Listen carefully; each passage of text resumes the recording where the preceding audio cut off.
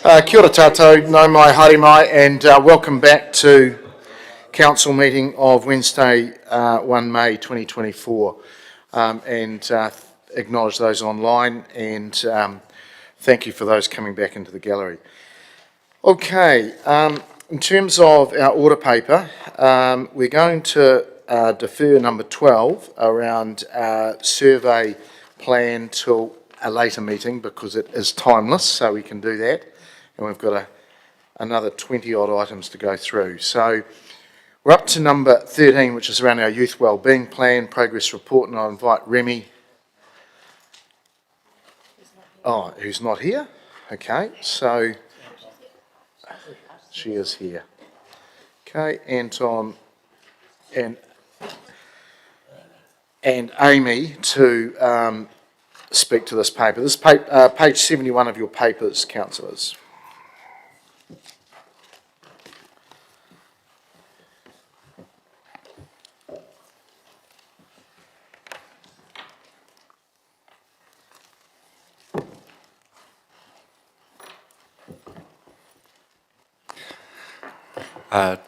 Tēnā koutou katoa ko Anton Carter, tōku ingoa, Group Manager Community Services.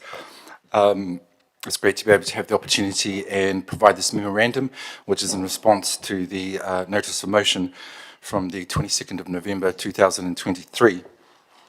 The notice of motion summarises the findings and the insights from the Youth Forum, which was hosted on the 5th of April 2023. And the memorandum presents analysis from the sector-wide scan, youth-focused programs, initiatives, and strategic and service gaps that were identified. 22.1% of Palmerston North's population is between the ages of 10 years and 24 years. And if you added the 0 to 10, that means 30% of the population is under the age of 24. Through this, we were able to identify that Palmerston North has some very well-established youth networks and services. The sector-wide scan information was not easily accessible, and that was a common theme that came up through this work. There was no centralised depository or repository for this information. It was really through the forum that we were able to gather a bit more insight, and also through the forum we were able to identify service gaps and sector challenges. Also through this work, we were able to see the full range of support that Council does offer through the various different mechanisms for youth wellbeing outcomes. Now I'll pass over to Remy, who will talk more a little bit about the Youth Forum itself. Kia ora, my name is Remy. I'm the team lead for Youth Space, Youth Services, and thank you for the opportunity to come and speak to you today. That's awesome. So we had, as Anton mentioned, a Youth Wellbeing Forum on the 5th of April. The purpose of that was for kaimahi and organisations that work with the aspirations of young people and their communities to come together to discuss what's on top, the challenges, the gaps, and really the aspirations of the sector as well, what gets in the way of us achieving those.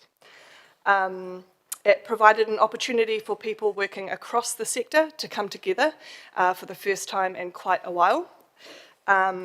I also just want to shout out quickly, the development of the forum was certainly a collective effort, and a big mihi goes to the people and organisations that gave their time and expertise. In particular, young people from Freyberg High School, Y Central, and organisations Best Care Whakapai, Highbury Whānau Centre, Sport Manawatu, YOS, Y Central, Mana Whaikaha, Ara, Potama, NZ Police Youthline, and Oranga Tamariki. No slides, that's cool. So who was in the room? Some quick stats. The forum was hosted obviously at the Conference and Function Centre. We had 95 people attend, representing a wide range of services and networks. There were 46 organisations represented and around 15 networks. And just for a fun, cool stat, 998 discussion points were shared across the 4.5-hour breakout sessions. So we'll dive into insights, if that's cool. There were sort of 5 key insights that we got from that data, all those discussion points.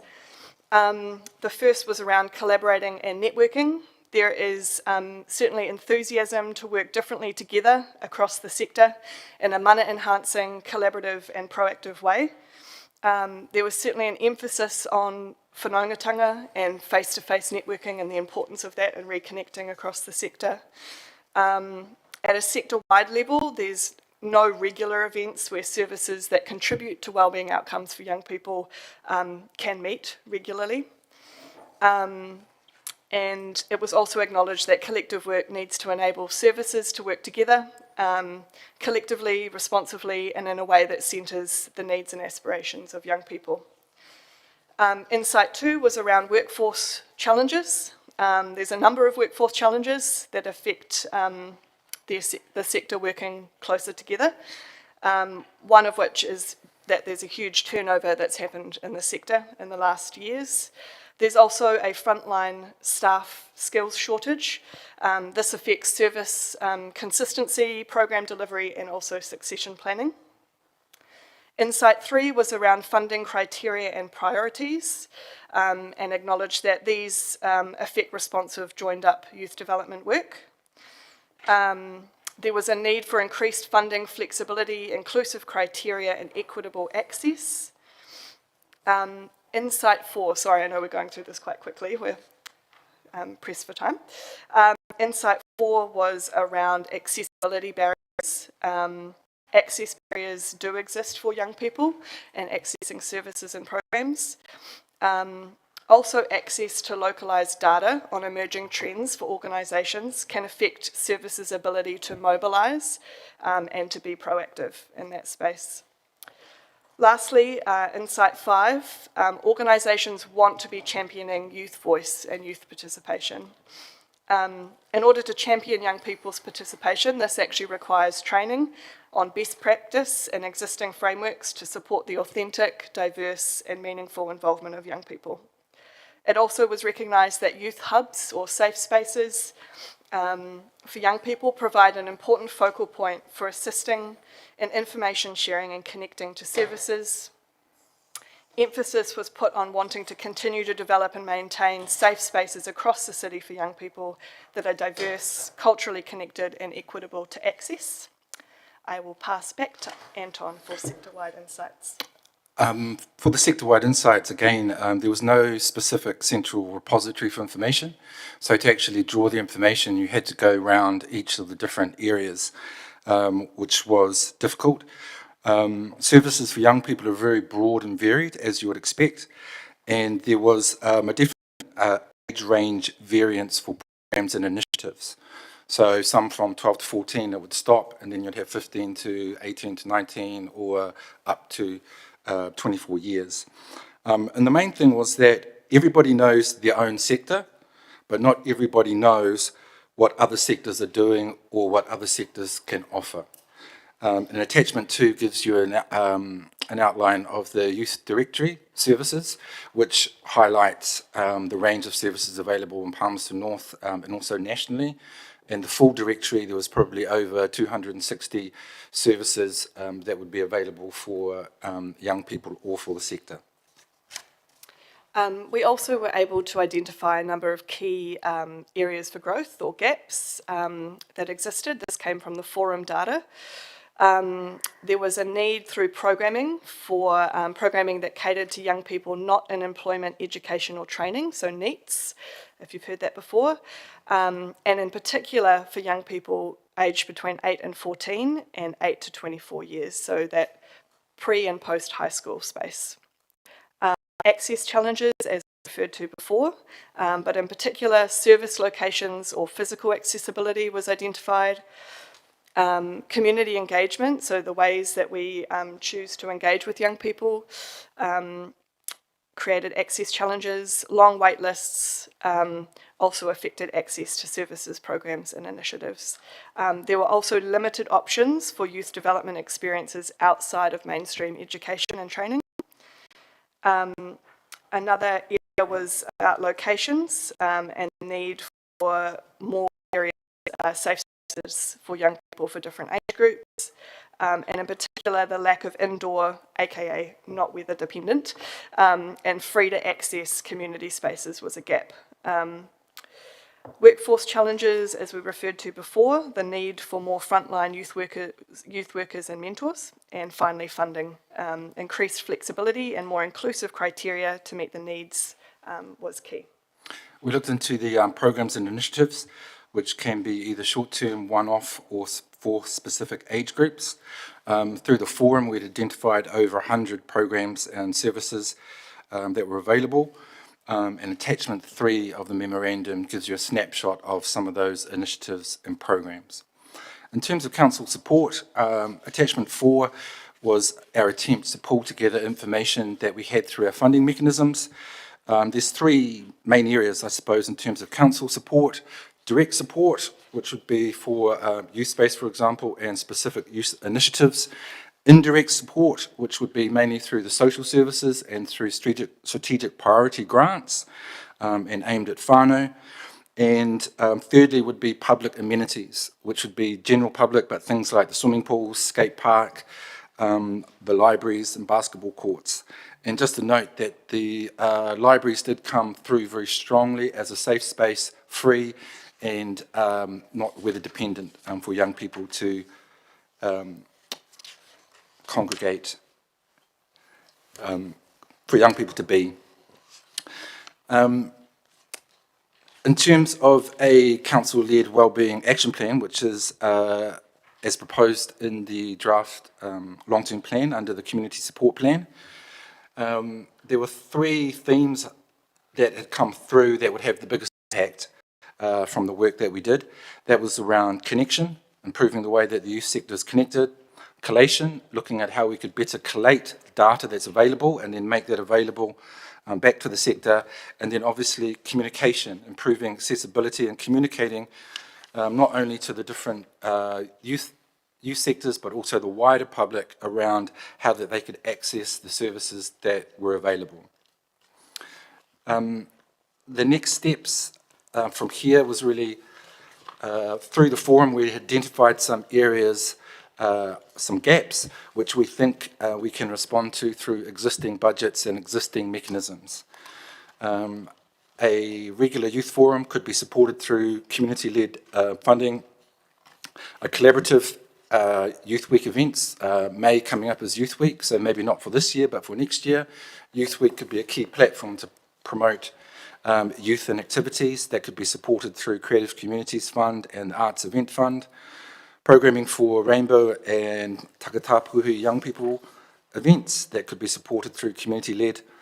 And then the main one was really looking at support for a youth services directory, which could be supported small amount to bring people together through existing budgets. And lastly, we'd identified, I suppose, the potential for more youth organisations to apply through the strategic priority grants, and the sector's large enough to potentially support a youth sector lead organisation. Thank you very much for listening. Now we're open to take questions. Thank you. I was going to go right to the next steps and the conclusion. So you'd say, I mean, there's a number of things you talked about there, from participation and voice, the workforce, you know, the youth sector having workforce challenges itself, funding being more efficient if it's all joined up, lack of data, obviously collaboration and collective work's going to really help the sector. But bringing the sector together, who should be the lead organisation that you speak about, Anton? I think officers' view is that it would be a collaborative approach, but council could definitely take the lead like we did with the youth forum. There hadn't been something similar for quite a long time in Palmerston North, so the notice of motion gave us the opportunity to take the lead, but it was done in collaboration with key organisations in the youth sector, the more experienced ones. So that would be the model. But as I said, that could be independent and they could apply through our funding to host that. So we don't necessarily have to run it or drive it, but I think we've started a conversation and we've shown the sector what's possible. So like the Safety Advisory Board, there might be some sort of youth sector organisation that comes together.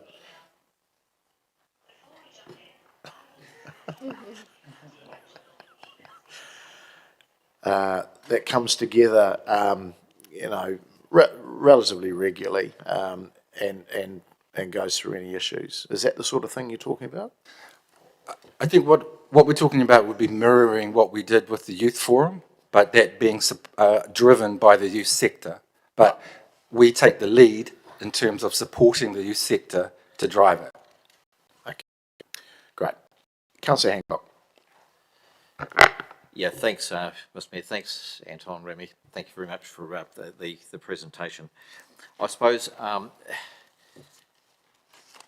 my kind of read of the entire report, and obviously having attended the Youth Wellbeing Forum, is that if there was a key takeaway, it would be perhaps that there is a lack of both strategic oversight and operational oversight and connection between services to provide a more sustainable approach to supporting our young people. Would that be a fair assessment?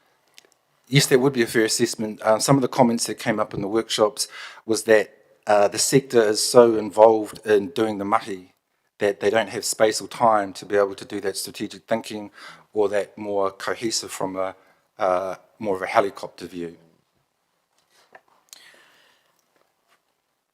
And currently there is, across all of the contributing organisations presently, there is no one organisation that actually has got a youth wellbeing strategy or anything like that. That encompasses all of the youth sector. There is nothing like that. There's nothing that exists. Not from a Palmerston North perspective. So again, within each of the different sectors, say in health and education or in sport, everyone has their own youth plan, but there is nothing that we've come across. I'm not saying it doesn't exist, but in this work, we didn't come across something that pulls it all together and looks at the similarities around how you could make the whole sector more cohesive for better outcomes for young people. Great, thank you. And probably really just to remind everybody, the last time that we actually had a sector-wide directory for youth was 2018. Thank you. Correct, yep. So I guess my key question, and Mr. Mayor, I have indicated that I may have an additional recommendation which I haven't yet formulated properly because it's dependent upon answers coming from council officers. So I suppose the hard question really is, what does it take for us as a city to come up with either a youth action plan or a youth strategy which pulls together all of the strands of youth support in the city? What does it take?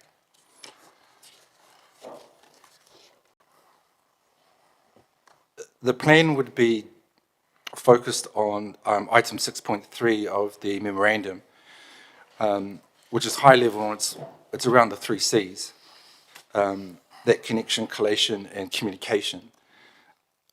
From a council perspective, it's not really about the doing. There's lots of people out there doing the doing.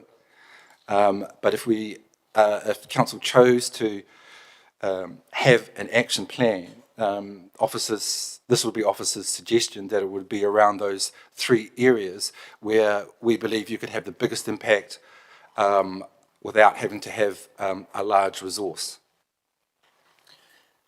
Do we currently have that resource available within the community development group at the moment within council? Not specifically. You obviously do have resource, so that may be something that would need to be considered. But currently, other than the youth space team, you don't have a role with that focus. Okay. If we were to look at a role of that type, what kind of funding would be required? I think it's important perhaps to think about what outcomes you want to achieve and have a resource that supports those outcomes. So it may be a combination of a role or a response to the need. But you have seen similar things where, 50 to 100 thousand in terms of a resource that can then be utilised to help implement an action plan. I think that's the important point. It's not actually the plan, it's the implementation and the ongoing implementation of a plan that requires resource. And being strategic with the plan in terms of being able to be achieved and delivered within resources or with additional resource, I think would be important. Thank you, Ian. That's very helpful. I'll formulate an additional recommendation, Mr. Mayor. Thank you. If you've got a seconder, yeah. I do. Yeah. Councillor Johnson. Thanks, Mr. Mayor. Thanks, Anton, Remy and Amy for the report. It was really good. I've got some questions. One is around a potential youth sector lead organisation. Would that require extra funding? Because at the moment we're funding the sector leads out of a separate kind of pot, aren't we? So if that were to progress, would that need specific extra funding? To answer your question, Councillor, no, it wouldn't require specific extra funding because it's a contestable pool. But if you wanted to grow the sector leads and keep the same level of sector lead and include a new sector lead, then yes, it's likely you would need more resource. Okay. And in terms of your point in 6.2 where you've said, should council wish to further progress a youth wellbeing action plan, resourcing will be required. Is that the resourcing that you were indicating to Councillor Hancock would be required, or is that something additional? No, that is, I suppose, what officers would say would be needed. So yes, it was what I was referring to, okay. Councillor Hancock. So there were a number of service gaps identified in your report as a result of the Youth Wellbeing Forum, and given that, as you rightly pointed out, council doesn't actually do this stuff, we just coordinate and fund it to some degree. Do we have sufficient youth wellbeing focused outcomes in the strategic priority grants outcomes to be able to look at plugging some of those gaps? Probably not in terms of specifically plugging the gaps. But again, the work of a sector-led organisation would be to connect with central government agencies and other people that do have the resources or a strategy that would be plugging those gaps. So I think in your presentation you mentioned that you would be encouraging a youth sector organisations to apply for strategic priority grants. But do we have the strategic priorities set, I suppose, that would enable us to fund those organisations through the SPG? If you follow my line of questioning there. Kia ora. Ko Amy Miles, Tōku Ingoa, Acting Community Development Manager. So the priorities will be set. We're in the current strategic round at the moment that finishes in June of 2025. So the priorities will be set for the next round, and we're yet to go through that process. Okay, so you've got flexibility to include those if need be? Yes, yes. Okay, just one more question. In terms of some of the detail, I see that there seemed to be identified by some people anyway, a bit of a disconnect between some problems or some life experiences, I suppose, that some young people were experiencing and them not feeling represented or understood by Youth Council. Is there something that we could or should be doing about that ourselves? Because it did seem to come out as an area of disconnect. Yes, and I think it's important to recognise that Youth Council is a youth development program in itself. So we need to support and awhi those young people to be the experts in their own experience, and then part of not necessarily speaking on behalf of other people, but it's really powerful to connect young people and groups that maybe don't have that access. That is just as powerful as speaking, advocating on behalf of. So that is something that we push with Youth Council and help them to learn how to step into that in a mana enhancing way. They don't need to do all the doing, but they can connect with groups. Okay, thank you. And then I've just probably got a question for the CE, if that's all right, Mr. Mayor, which is, could the CE give us some guidance as to what level of resource we should be looking to consider if we were wanting to develop a council-led youth wellbeing action plan? Yes, through Mr. Mayor. I think Anton covered this one quite well as focusing in on what the outcome is that you're wanting to achieve. I also think, Councillor Johnson, you made some good, I think your questions around what do we currently have in our plans to help guide this work going forward as well. And I think that's something we probably just need to go back and have a little bit more of a look at as well, because that's effectively what would then drive our programs moving forward. If we could have that, then there's a determination about, in amongst everything else that Council's asked us to do, if there's some other additional things around youth, then that would determine about what sort of level of resourcing that we might need going forward. But I think coming back to some of your earlier questions is that we might just need to have a look at what are some of those triggers around some of that youth planning and programs we need to have a bit more of a look at.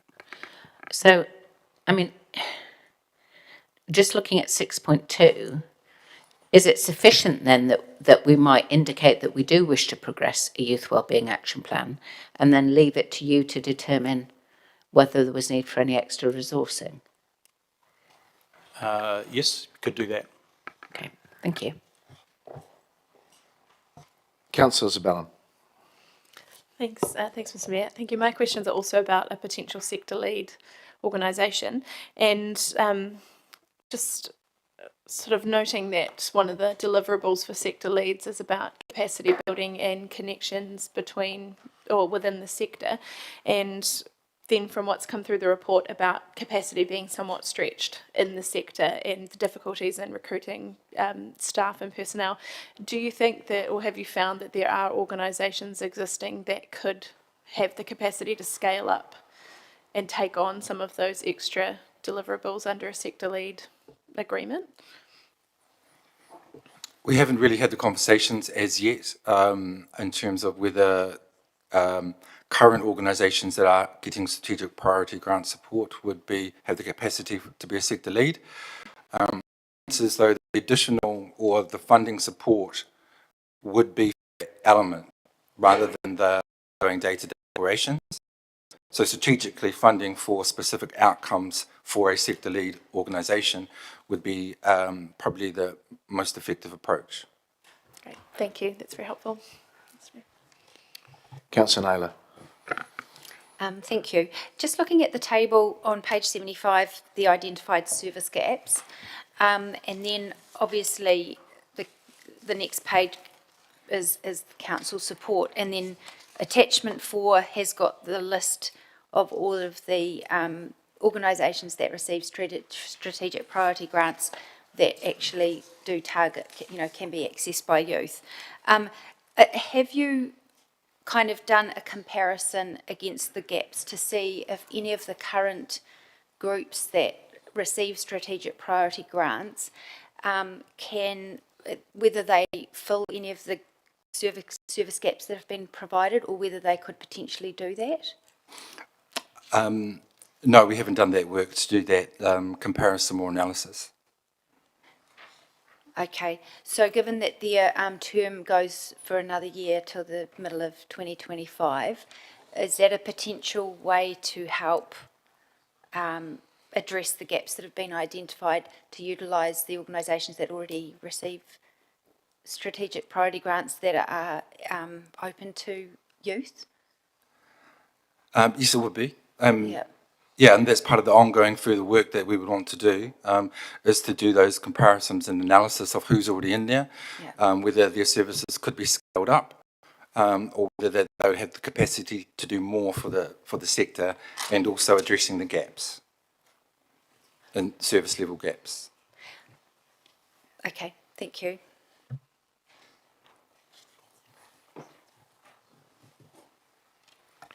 All right, that's us. Thank you.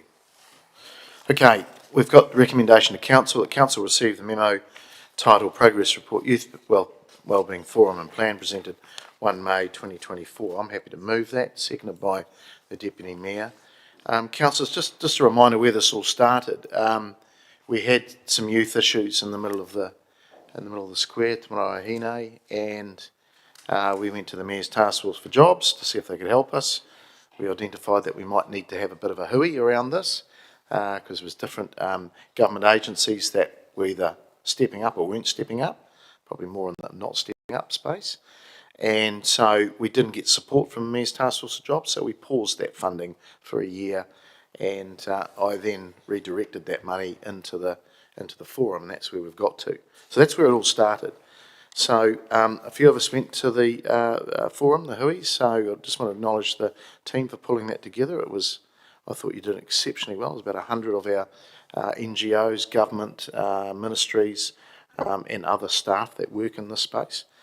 But it's clear there needs to be a little bit more work around the macro overview of what is required in the space. Currently, there's 5 in FTEs in the youth space, and the work they do with youth. Admittedly, it's under the library space at the moment, but it's really understanding what is the setting, what's the focus on going forward. So look, I'm interested in what the next steps are, but I'm probably more of the view, because I've seen the additional recommendation coming up, and I'll reserve rights to speak to that in a moment, but I'd like to know what that plan may be, and I just do think we've got a little bit more work to go on that yet, and that's certainly something that could come through just a normal council process and procedure rather than having to go through an LTP. Okay, Councillor Johnson. Thanks, Mr Mayor. I'll just speak to this recommendation and reserve my right to speak to the alternative recommendation Councillor Hancock puts forward. So I just want to start by saying that I think that this was a tremendous piece of work pulled together quite quickly by staff and facilitated extremely well with great buy-in from the different youth organisations in the city. And also, I think we got a really good report in a very short space of time. So I just think it's important to acknowledge the amount of work and effort that went in from the staff side to make this successful. And I think it's given us some really, really good information about some gaps, about what I think is probably what has been a lack of focus perhaps in our own strategic plans and directions on youth wellbeing. And I would be very keen to see us develop further a youth wellbeing action plan and to see that led out across the different areas of council, whether that be in terms of identifying a youth sector lead organisation or in terms of actually developing the wellbeing plan as part of our strategic direction. I appreciate it's come at a difficult time. We're just going into long-term plan deliberation, and that there may not be time to fully develop that plan before we get to long-term plan sign-off. But nevertheless, I think it's a really important piece of work. As you said yourself, the issues have been raised with us repeatedly by members of the public, and I think it shows what council can do as an organisation that can facilitate and collaborate with others to bring people together. And I'm very supportive of us taking further action. I think, that the next steps that are identified in the report could be a little stronger, to be honest, and that's why I'm keen to see us commit to a youth wellbeing action plan as a council. But very good work and be commended. Thank you. Councillor Hancock. Yeah, I was going to just speak to the additional. That's what we're voting on at the moment, so you don't want to speak to this? I'll reserve my right for Yeah, that. okay. All right, Deputy Mayor. Tēnā koe, Mr Mayor, o tira tātou. I too want to endorse what Councillor Johnson has said. I found that this report was really very comprehensive, quite enlightening. I mean, I'm a teacher and I found things that were in here were really great. And I see it as a priority as well. 30% of our population are people under the age of 24, and not just those from 8 to 24, but also under that. I think that we need to consider all of them, all those levels. I want to say that it's an opportunity for us to share this information and socialise some of the things, especially what the young people had said. But I do also want to commend the library and youth space, the play advisor, Manawatu, all those wonderful people and other organisations, not limited to them, for the wonderful work that they're doing, because they're part of the solution, not part of the problem.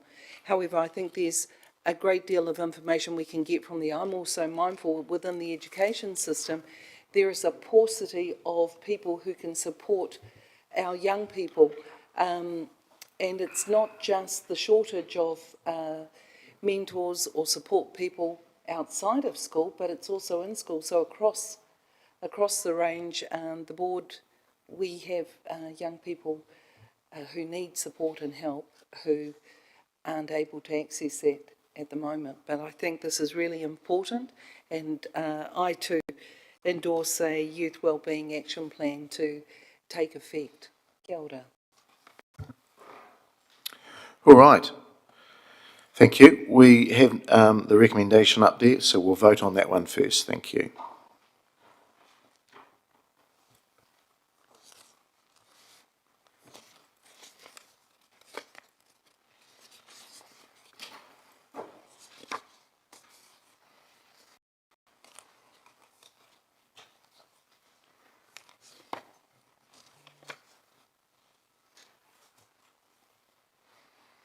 It's passed 15 votes for and none against. Thank you. Right, we've got an additional recommendation from Councillor Hancock. Can we just get that up, please? Okay.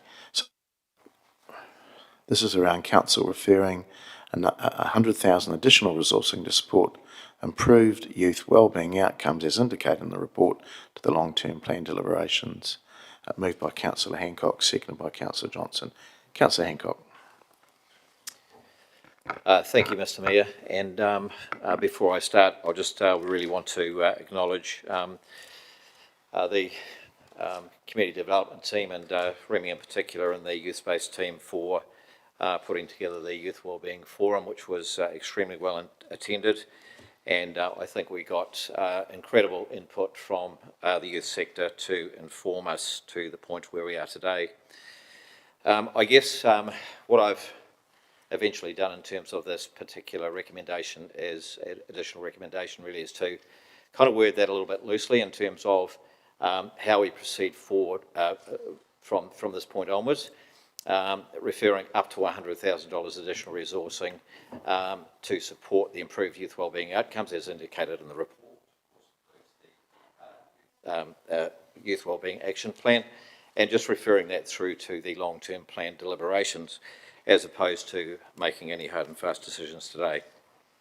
I suppose if we just recap in terms of how we got to where we are at this point in time, is that if we go back 2 to 3 years, we started to witness some quite serious issues within our CBD with some of our rangatahi. Some of those events were, I guess, in the early part, were probably poorly attended and poorly followed up by various government organisations, and it really took some time to actually get some traction on that, to get a little bit of resource actually focused on that. But when you actually read through this particular report, you will actually see that there are significant gaps across the youth sector, particularly around a lack of a coherent local strategy which emphasises connection, collaboration and collective impact across the sector. And that is worrying. It is very worrying for our city, and it is very worrying for our nation, because we see this happening right across the motu, and we need to arrest that. In other words, stop it before it becomes a problem much bigger than what it currently is.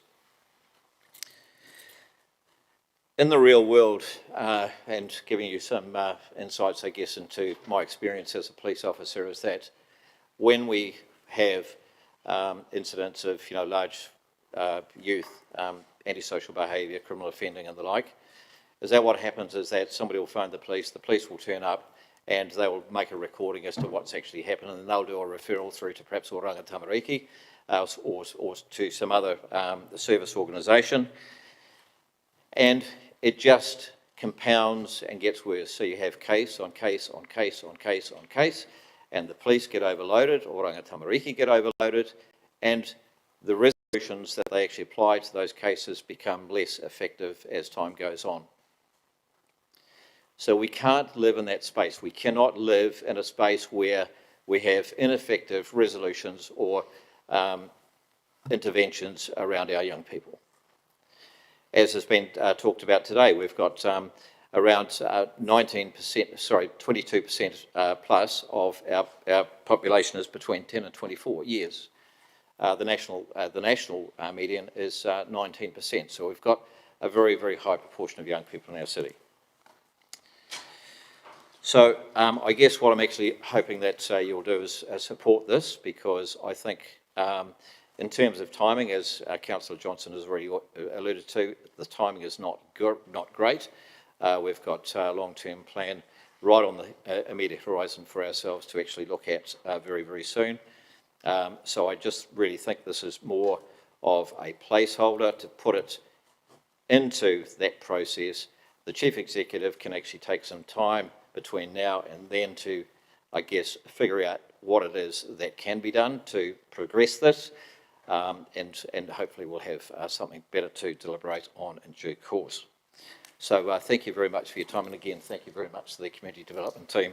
You did a fantastic job, and great that we've actually progressed to this point. Thank you, Mr. Mayor. Councillor Wood.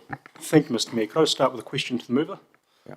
Just want to understand whether you envisage this 100,000 being split 10,000 a year over 10 years, or just as and when it is most needed?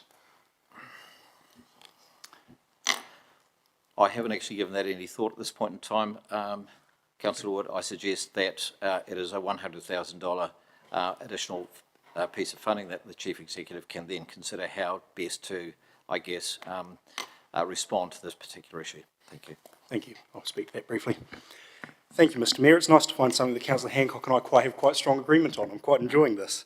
I'm a big believer on council in taking practical steps to make actual interventions in the lives of people in our community. That's why I've supported the Homelessness Fund, and that's why I'll support this work here. There's a number of really interesting practical options that are proposed and have come out as a result of this forum. Things like just having spaces open for longer generally, so the kids aren't kicked out at 5:30 and have to go home and face that environment, giving them an opportunity to stay later. It comes an additional cost, but a cost less.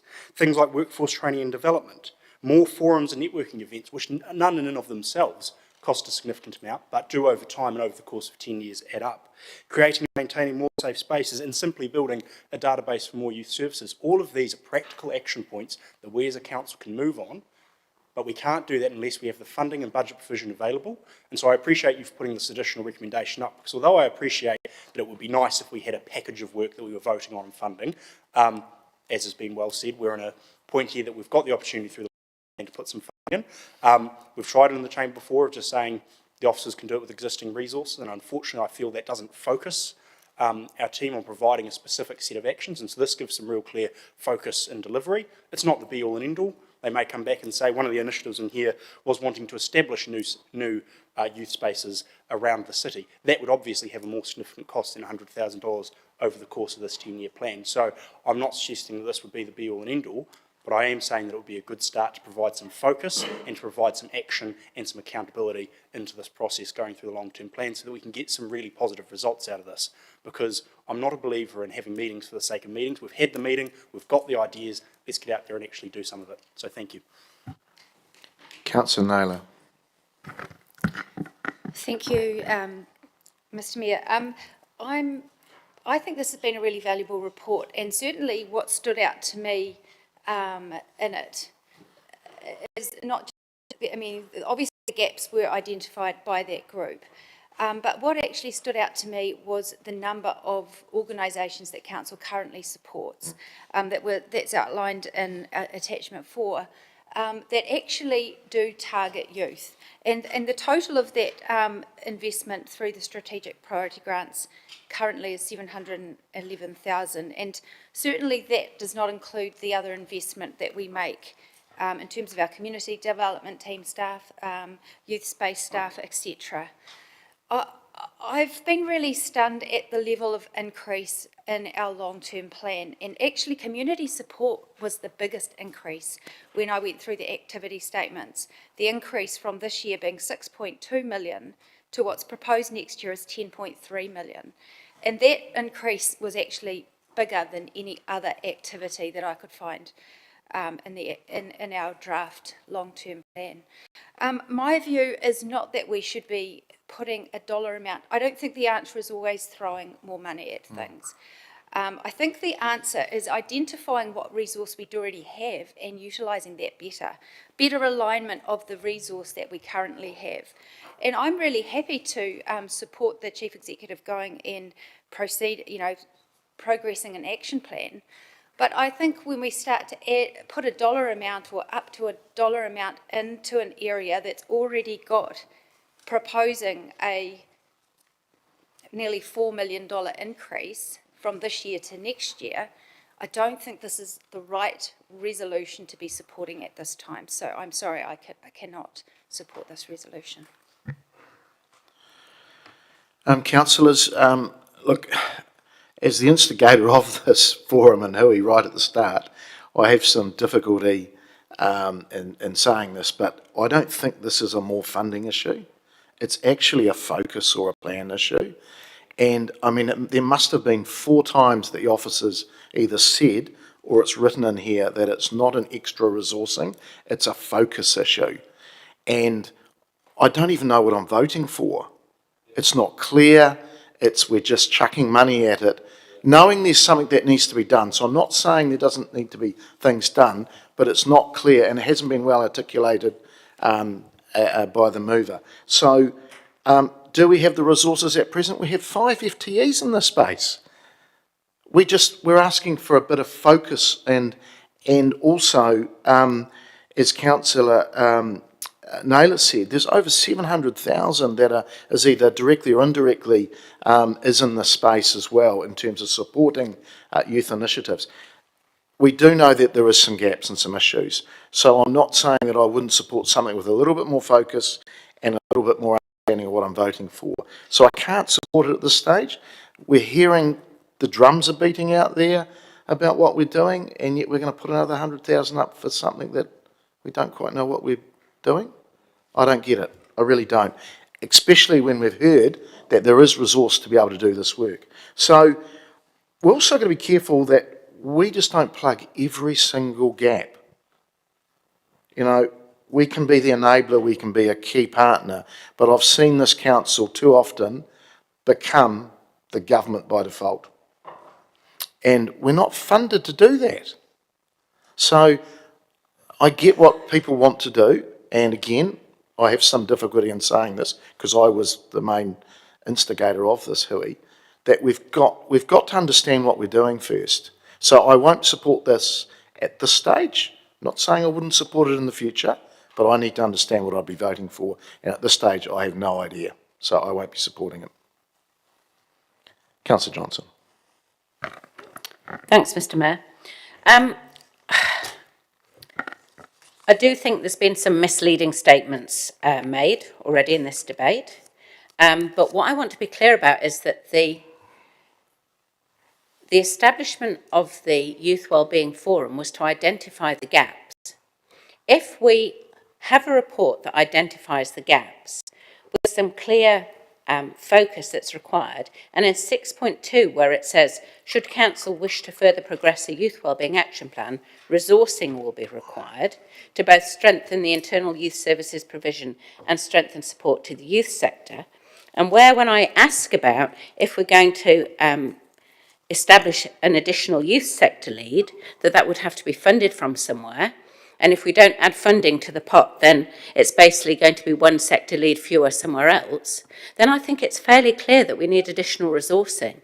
Councillor Hancock and I tried quite hard to engage with the staff and the CE over what would be required for this. And I have to say, there has been an absence of direction. So that has made it difficult for us to be able to say specifically what would be needed.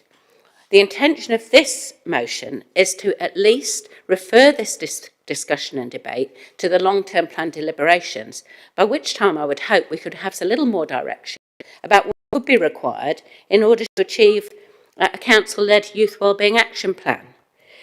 If you don't change what you do, you're not going to change the outcomes.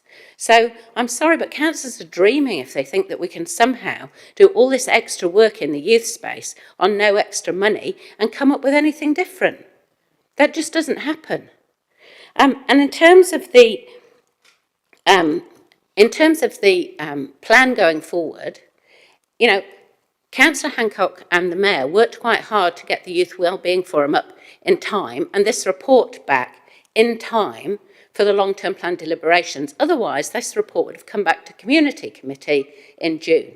The whole reason that it came back now was so if additional resourcing was required to achieve any of the outcomes, that could be identified and carried forward to the long-term plan deliberations. So I'm sorry, but organising a youth forum and feeling good that you've done something isn't enough if you don't then act on what you've found out from the youth forum and actually change something. So I'm disappointed to hear some of the comments. And the final point I want to leave you with is that identifying, and I'm sorry, I disagree with Councillor Naylor's maths, not for the first time, but identifying operational money for services is quite different to identifying a coordination and facilitation role from council to lead a youth wellbeing action plan out. The two things are not the same. One is about frontline service delivery and the other one is about the coordination and facilitation role. So you can make your choice, councillors, but I don't see why the youth of this city should fall prey to political pressure at the time of the long-term plan. Councillor Barrett. Thank you, Mr. Mayor, colleagues, and would speak in support of much of what Councillor Johnson just said, which is a number of points that I wanted to make as well. So what I would just add to that is really points of emphasis. The first one being that when Councillor Hancock tells us that something needs to be arrested, I certainly pay attention because he's got a career in knowing what needs to be arrested or otherwise. And I do think he's made a very clear and compelling case around where we need to consider further investment and giving it that opportunity. Long-term plan is a good way forward. I think, you know, there's some of us around the table who would very much love to spend $1 more than one time, but the sad reality is you can only spend $1 once. And I think that the more focused argument tends to imply that either we're unfocused or that we're over-resourced and just need to put a bit of focus onto it. And I would challenge either of those notions. I think that if we were to prosecute the refocus approach, we would inevitably be pulling focus and pulling resource from other points. And I could hardly say that youth is an area that is over-resourced. If anything, what we see, the evidence on the streets, is that it is actually incredibly stretched, overstretched, and yes, I don't like necessarily having to fill gaps where central government could well be doing the job. I also don't like seeing the issues that we face day to day in our community, and I think that this level of resourcing is a prudent response to consider. It's not by any means stepping in or overtaking central government's roles. What it is doing is recognize that some coordination could actually deliver some much better outcomes for our community so that we don't see things like regular tagging and vandalism in the city centre to the extent that we do, et cetera, et cetera, et cetera. There's many cases where we see the lack of resourcing manifesting in antisocial, et cetera, behaviours. And I think this is a way that we can actually both address some of that as well as empowering our youth for the kinds of futures that they actually want for themselves, and ensuring that being a youth in Palmerston North means that you're getting a great start in life. And so I'd absolutely commend this to you. Councillor McLeod. Thank you, Mr. Mayor. I think I'd be remiss if I didn't comment on this. I think Councillor Johnson's beautifully summarised, this, and I'll commend Councillor Hancock as well for the defence in relation to this, actually, to this recommendation, or to refer this to a long-term plan. Now, I'm coming in this because I was actually at this youth engagement meeting, and I've had the opportunity to have spoken to a lot of young people and also have conversations around the gaps in our city and what young people felt that the council probably was not doing enough to address some of those issues. Now, I don't believe that the council should intervene in everything, but I do believe that we as a governing body or local body have an opportunity to be an enabler to ensure that Palmerston North remains or is a desirable place even for young people, because the youth are our future. Council should continue to work towards a city that meets the needs of all residents, including young people. Now, personally, when I look at this recommendation, it's not necessarily throwing money at an issue. It's actually putting the resources behind to ensure that our staff members have the capacity to deliver on some of the gaps that have been actually identified in this document. Councillor Johnson beautifully mentioned, summarised it, and we can see this in 6.2, where it says, should council wish to further progress this youth wellbeing plan, resourcing will be required to both strengthen the internal youth services provision and strengthen support for the youth sector. Yes, we work in collaboration with other groups in our community. Yes, we do partake in some of these programs as probably stakeholders as well and that sort of thing, but we've also been facing a lot of group sectors who have actually been coming to us and telling us that they're also struggling for funds. So in other words, they're also requiring money or some sort of resources to also deliver some of those services. So we can come in as an enabler. It's not that we necessarily have to fix the whole world and hope that, the council will do everything for the whole world, because the government, central government has come in. There's the Ministry for Youth, for example, and that sort of thing. But this is an issue that has been impacting our city. We've had a lot of vandalism in our CBD. A lot of our young people out there are causing havoc for our local businesses right here in the square. And those issues need to be addressed. We need a youth plan. We need resources to make sure that those services are delivered and those gaps are met, and to ensure that Palmerston North is and remains an attractive place for young people to also remain here. So on the basis of that sort of that argument, that lens, I'm happy to support this and refer this to a long-term plan, because it is needed. I was there, I heard it, I was engaged in the conversations, and I believe that there are gaps in there that the City Council can actually come in as an enabler, not to necessarily fix the whole problem, but to actually facilitate and make things happen. So I'll leave it there. Councillor Denison. Thank you, Mr. Mayor. I am prompted to stand on this, not that I'm not for youth programs, but I'm just for a little bit of setting expectation around where we're heading over this next couple of months. I would suggest that we've got our plan loaded with capital and operational programs that I believe currently now are just unsustainable for our city. And then to put in 100,000, not knowing if it's a one-off year or be seen over year 2, 3 and 4, if you play out the 100,000, if it's going to be in year 1, wouldn't you need it also in year 2? How come we're just trying to do a band-aid in year 1? So the question that Councillor Wood asked, is this over the next 10 years? I think that's a fair question to ask. Because once you put it in place, it's hard to take back out again. If the need's there 1 year, it's not the next. I don't get it. And so 100,000 over 10 years ends up being $1 million.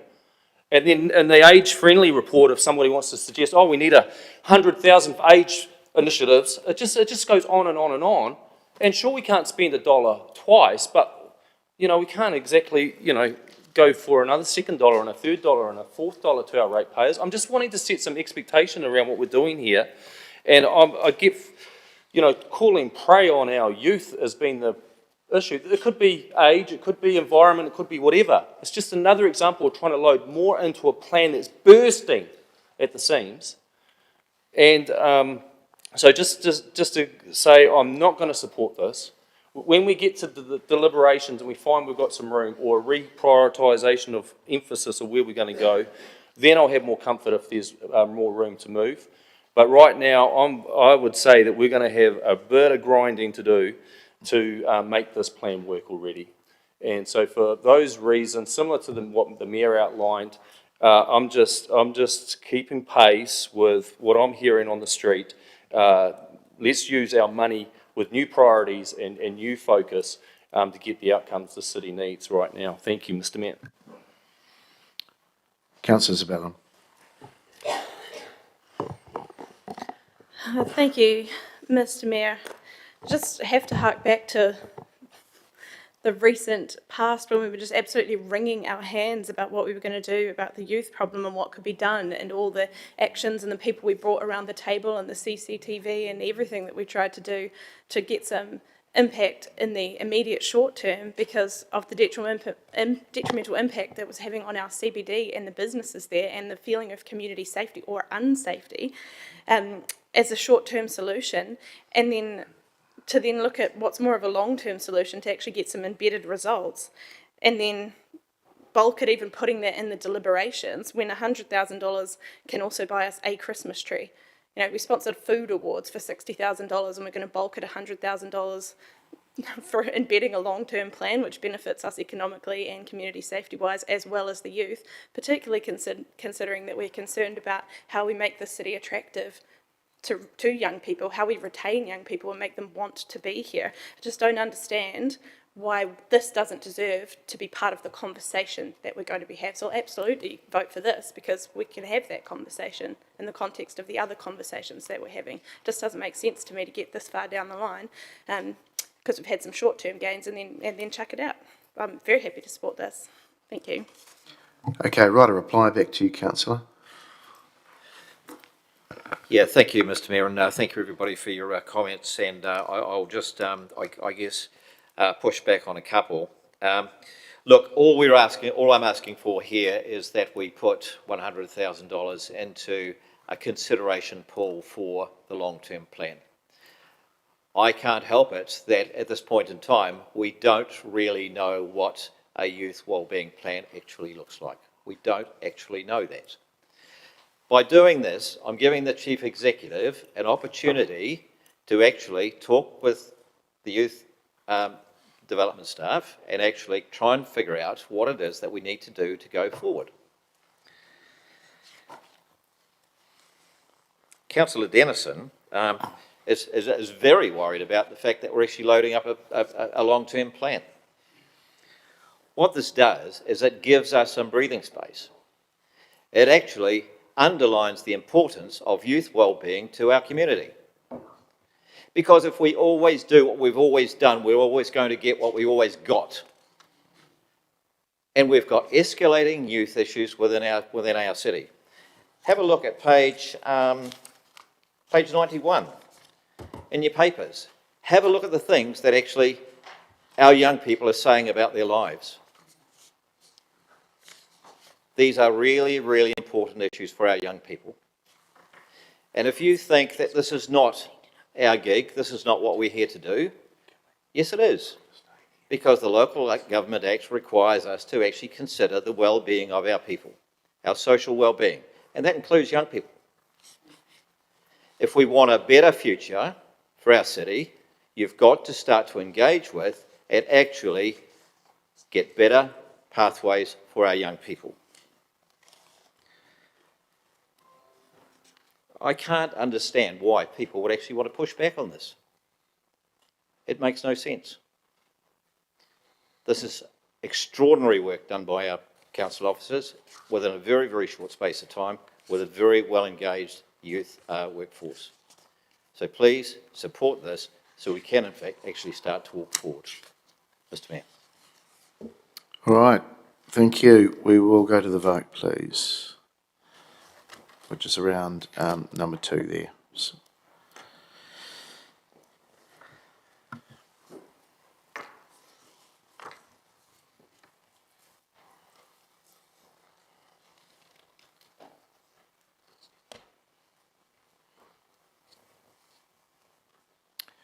that is passed, 10 votes for and 6 against.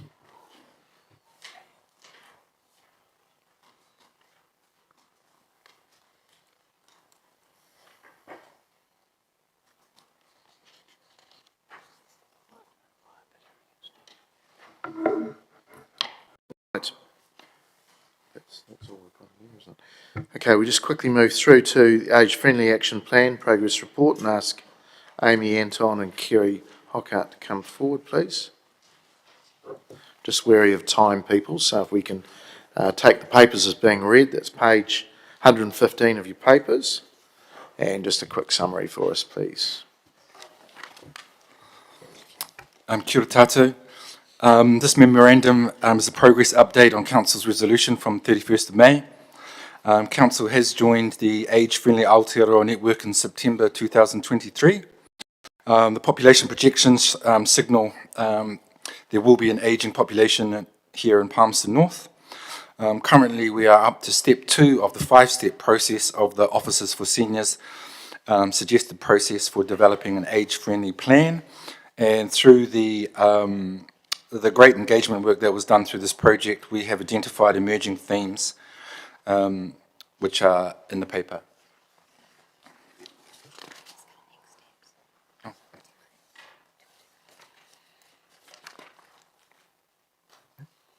Aroha mai, just being conscious of the time. We're just conscious of flicking through. Next steps. I reckon.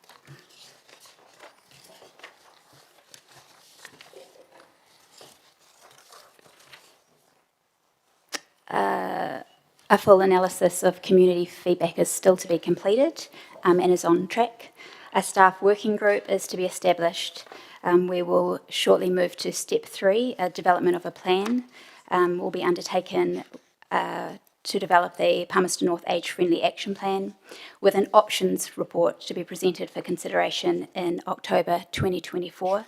Just to conclude that the ongoing process to become age friendly does not involve an endpoint or achievement of accreditation, rather it's a commitment to an ongoing process. I'm happy for any questions. Thank you. There is Councillor Wood. Thank you, Mr. Mayor. Thank you, team. Page 121 regarding the pre-workshop interviews and presentations. I note that you had 2 retirement villages who were invited. Just want to understand if any aged care facilities were invited as well.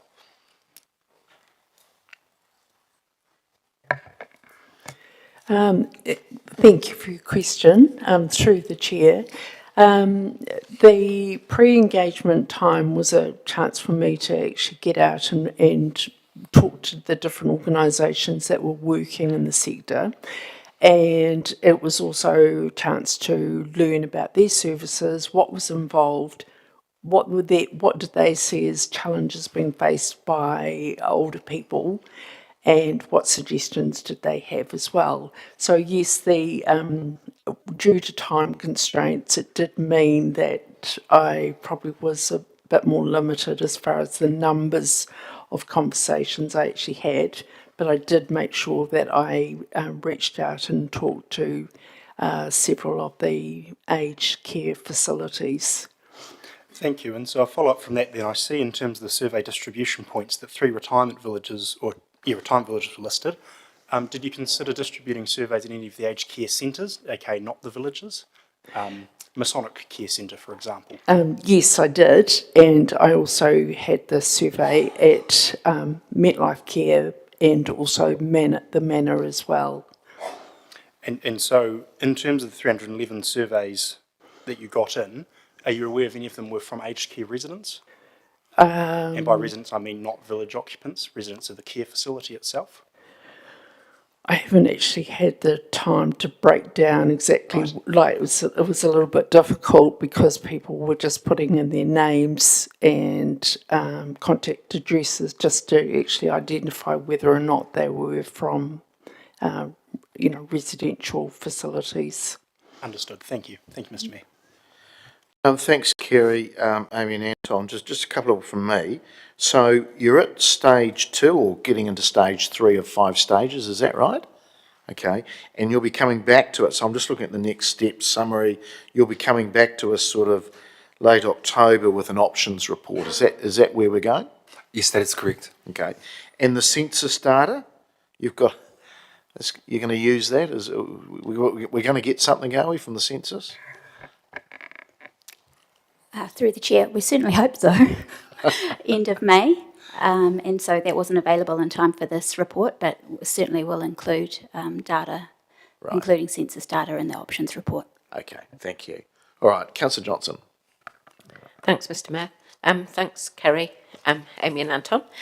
So just some questions about the key themes that emerged. Obviously, some of those are areas of concern that council doesn't necessarily have a lens over or responsibility for. So in terms of how to address those things, what are your plans?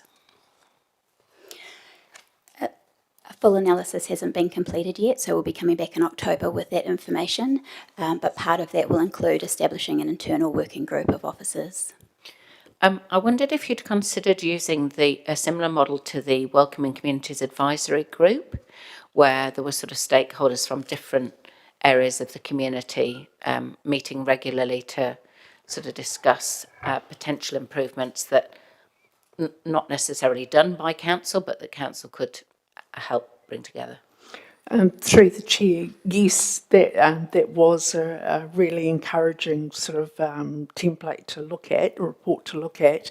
And I think too, for me, as I was the engagement process, learning about what different organisations were involved, I could see there was real potential for partnership between the council and the community organisations, so that what we were delivering was a really comprehensive action plan that wasn't just about what council did, but was about the contributions of the other organisations as well.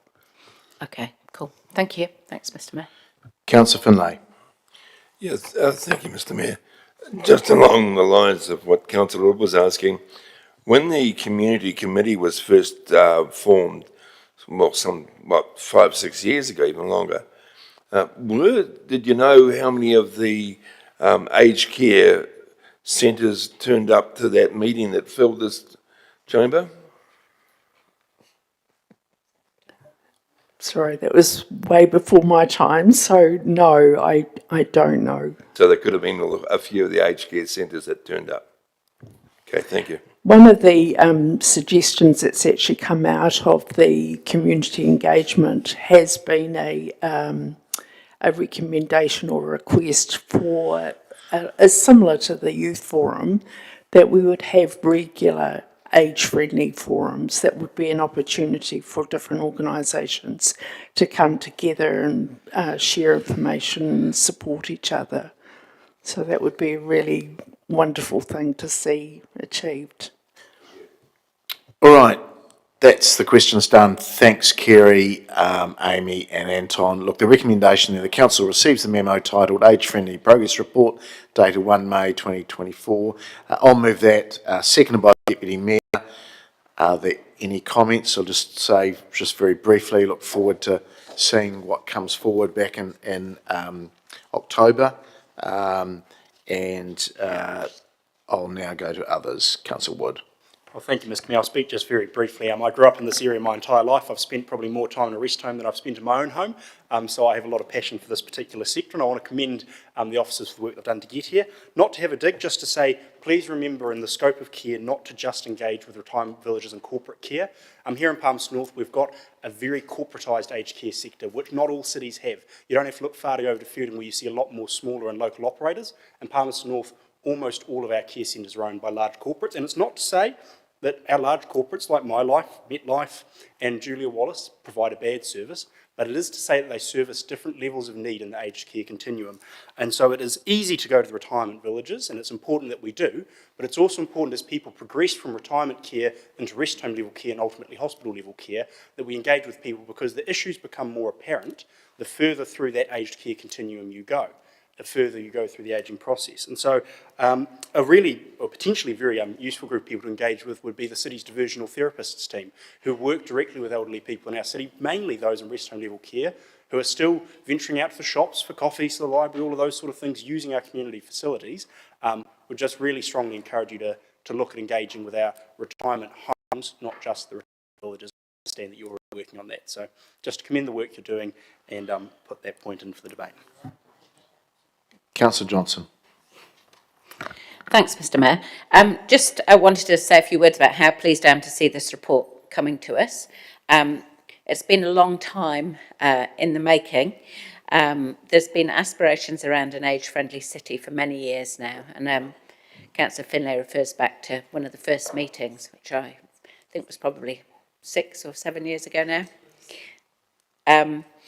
So it's good to see some progress being made, and I think we're fortunate in that we've got several very successful models of engagement with other sectors that could be used to inform some of the information gathering, and also to, I guess, get ownership of the age-friendly out into the community, so that although council might be leading and facilitating, that other groups also have a very important part to play in it. So I'm quite encouraged, and I'm looking forward to the next report. Thank you.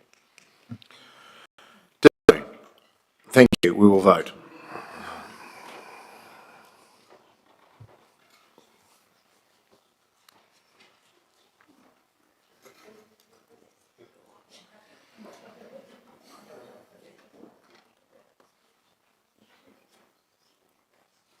Passed, 15 votes for, none against. Thank you. Moving to number 15, it's around on page 139, elected members meeting attendance stats for 1 July 2023 to 31 December 2023. It's from our governance manager, Hannah White. I'll just take that as being read. Councillor Johnson. I've just got a couple of questions. Am I directing them through you to Hannah? Okay. The first one is the change to only be recording meetings at which elected members were a member, and not the other meetings that elected members attend, non-members. Can I just have an explanation of why we've moved to that, or the perceived advantage of not reporting on that? Through you, Mr Mayor.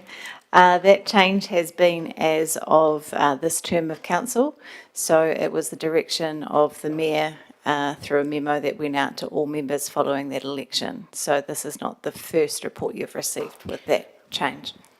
But I'm interested to know, well, maybe perhaps I should direct the question to the Mayor. I'm interested to know why we've changed to not recording all of the meetings that members attend and only the ones where they're a member. Because councillors, the majority of you, vast majority of you, wanted to have membership of those committees. Otherwise, you're all members of the committee, and that was a consistent view that I got. So you're not necessarily a member of a committee. You can turn up if you want to, but you'll get judged on your attendance of a membership committee. Okay, and in terms of workshop attendance, that's also not been recorded anymore. What was the rationale behind that? Again, that was in the memo from...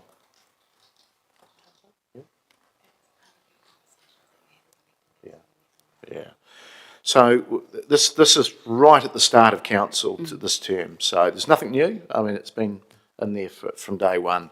So the rationale for that, again, was workshops are workshops. I mean, you should be going to them. And the vast majority of you do go to just about everything. And they're generally at the back of a council meeting, so you would attend those. Well, I agree with you, but I'm just wondering why we're not demonstrating the I guess, level of working commitment of council members and just, Well, the views have changed then, because that was definitely not the views at the time when we had our original discussion about it.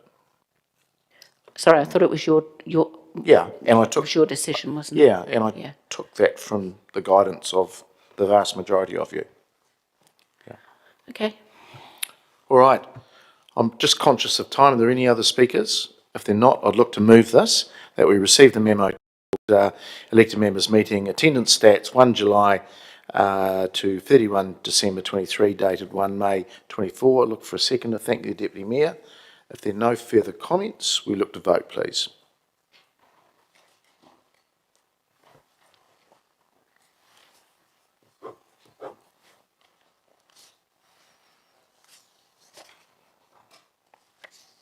It's passed 14 votes for and none against. All right, I'll now go to Summer Hayes Street Redevelopment, the partnership model, and I'll invite Bryce Hosking up to speak to that. And I think is Anna in the room? Anna Saunders, who's one of our officers in the property team as well. Mr Mayor, I'll declare an interest in this item, conflict, and I'll remove myself from the debate. Thank you. Okay. Oh, sorry. Councillor Fitzgerald. Yep. Oh, thanks, Mr Mayor. As noted by the Chamber this morning, I declared an interest in this item. I just wanted to add some context around it. As you all know, I have a contract with Te Tihi Ora Ene Whānau Ora Alliance. The reason I've not declared a conflict of interest, and I've taken advice from legal, is that Te Tihi are not participating in this registration of interest program, and Te Tihi does not actually do any social housing in that regard either. But I would like to suggest I could offer some value in the discussion. Thank you. Okay, thank you. Okay, over to you, Bryce, and to Anna. Welcome. Kia ora, councillors.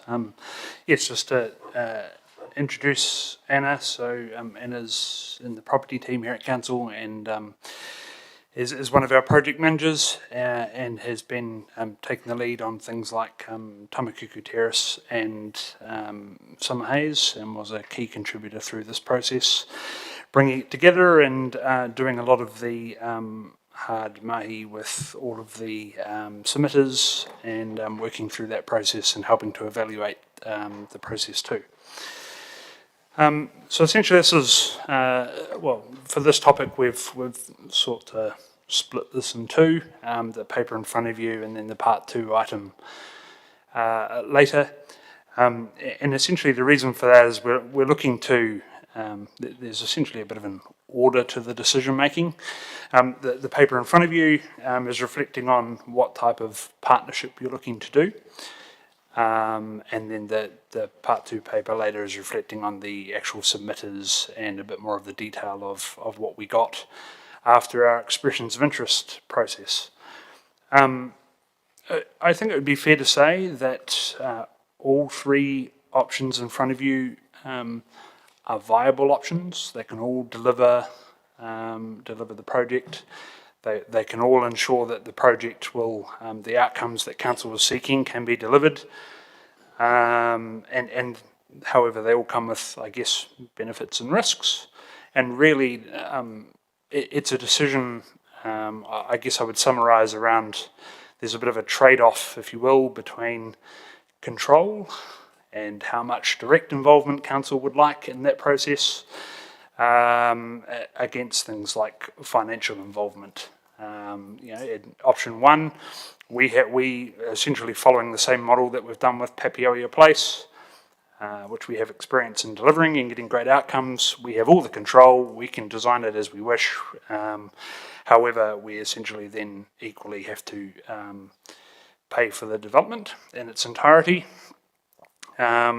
Through to, I guess, the third option, which is essentially partnering for an end-to-end solution where we could sell the land to a partner. We would be involved in a co-design process with them, so we would have some involvement in terms of the outcomes we're seeking to achieve. However, essentially from there, the project would be financed solely itself. The third-party partner would be the one who essentially builds and delivers it. And then they have a community housing provider alongside them, or a CHIP for short, who would then be operating the units at the end of it. I guess the option in the middle is a bit of both, is a fair way to do it, and comes with some complexities at the end of it in terms of if council was to seek to purchase back the properties after they'd been developed. There is some benefit in not having to, I guess, finance the project up front, but I think it'd be fair to say that there's some complexities that have to be worked through from a financial viability standpoint of what that looked like if we were to purchase them back. I guess at this point, happy to take the majority of the paper as read and get into some questions.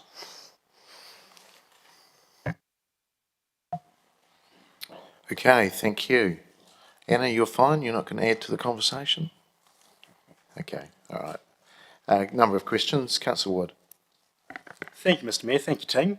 I'll just start on page 159, which is attachment 1 of item 16. I note here that it's got a total capital cost of 25 million, spread over approximately 35 new units, which works out to a cost of 714,000 a unit.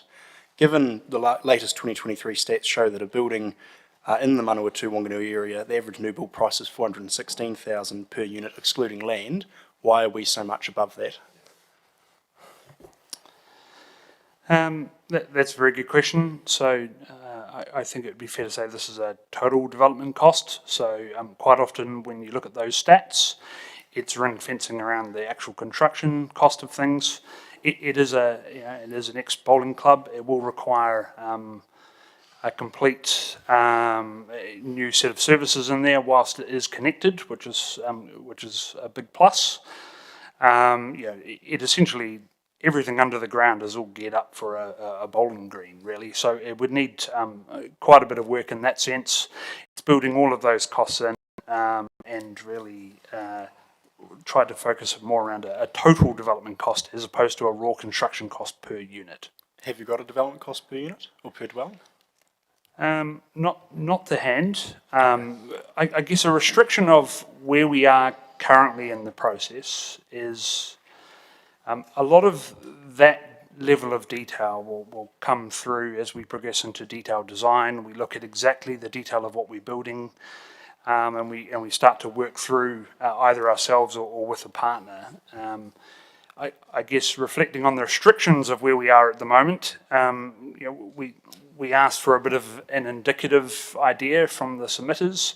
25 million was a very much a circa cost that was floated from several of them, but pretty much all of them also equally caveated it quite heavily around we have to work through the detail.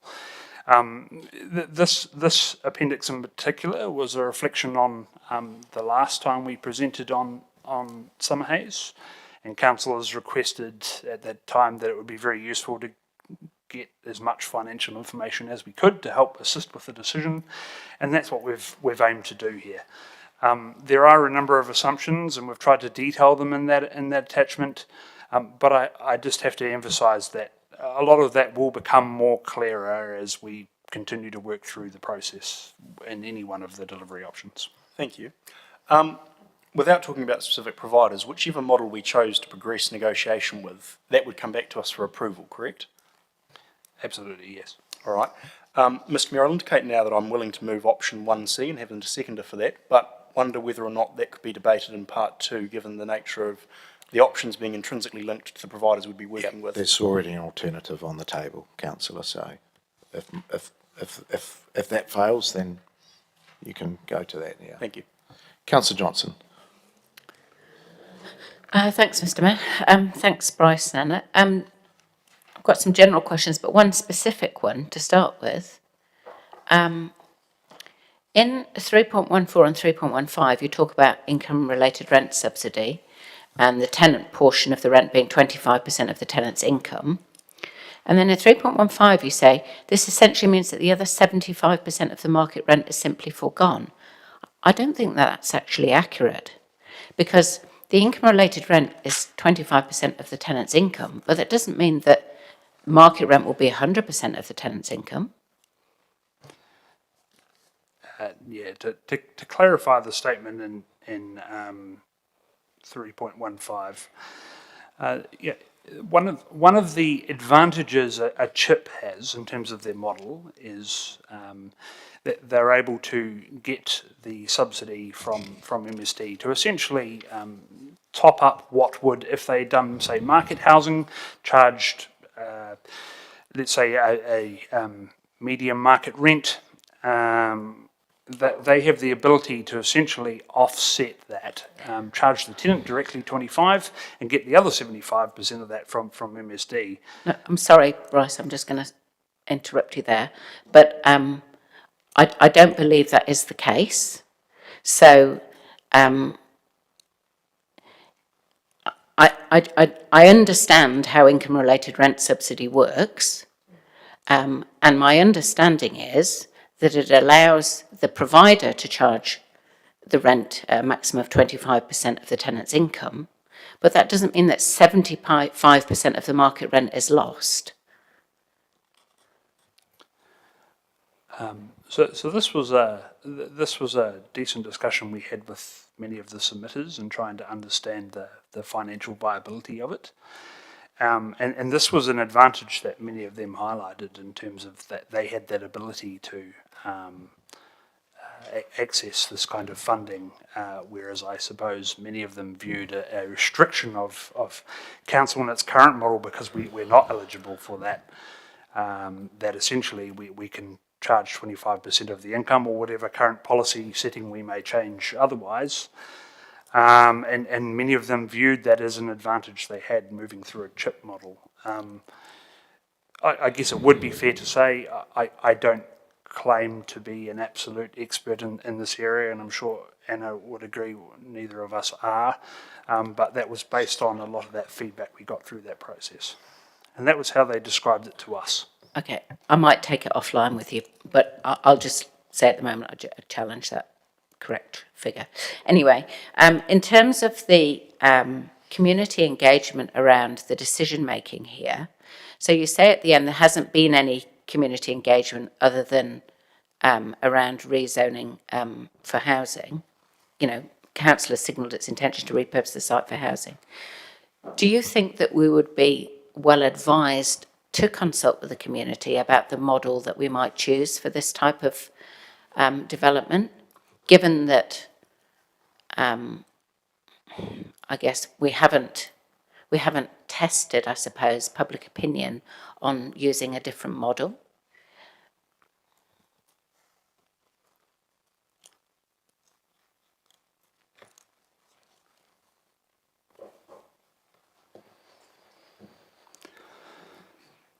Probably the best advice I could give is it's probably a decision of council of whether you choose to do that or not.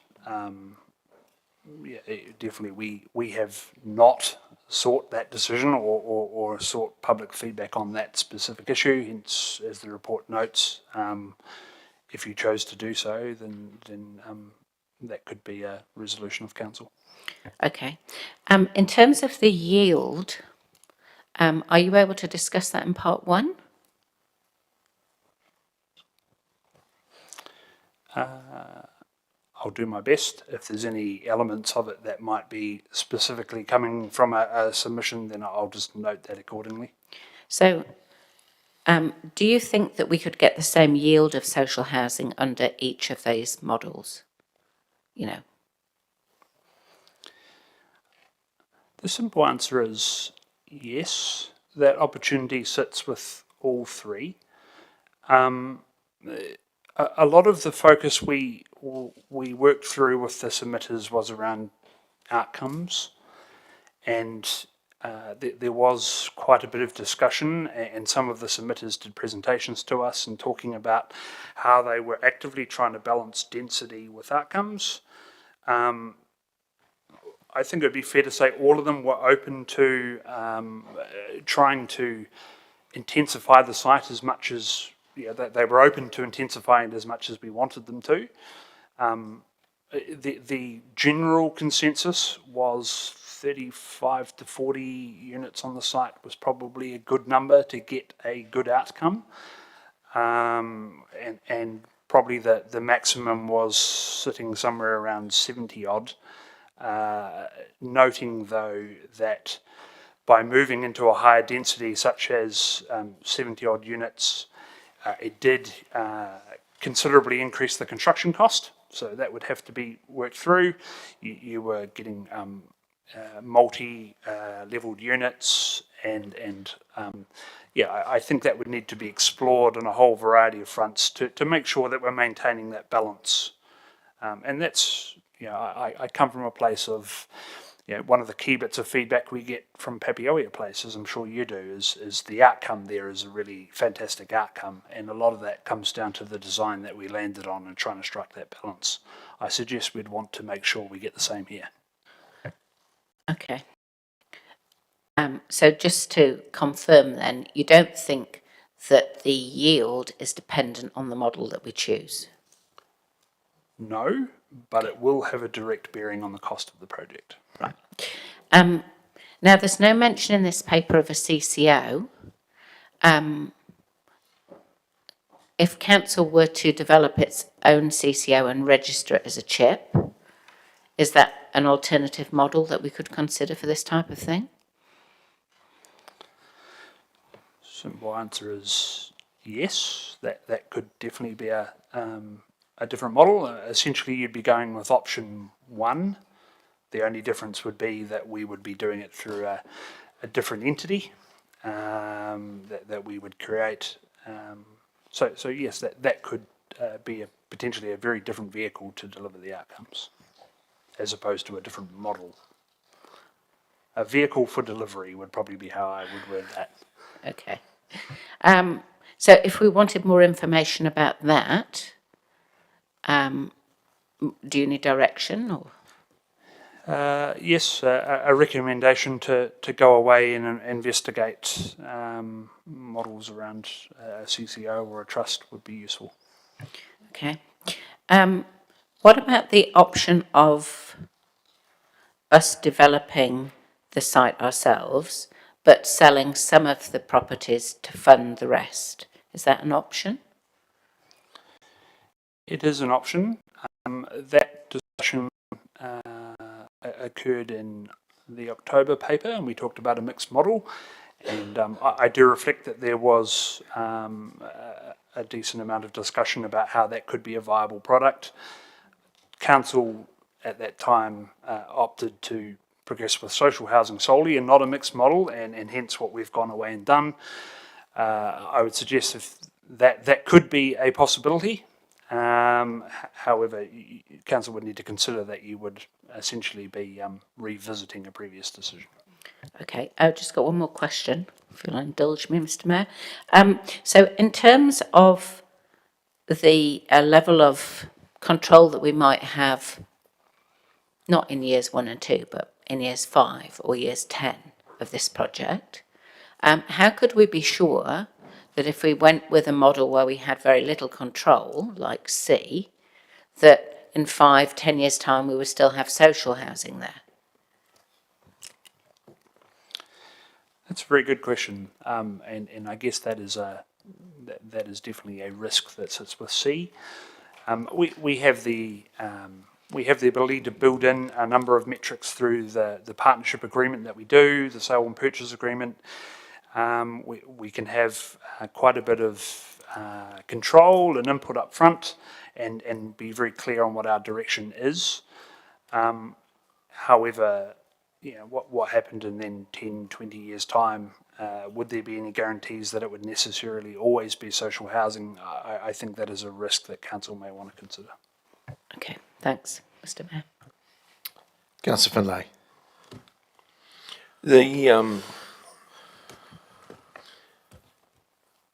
The talk we've had, and I don't know if we can talk about it at this stage,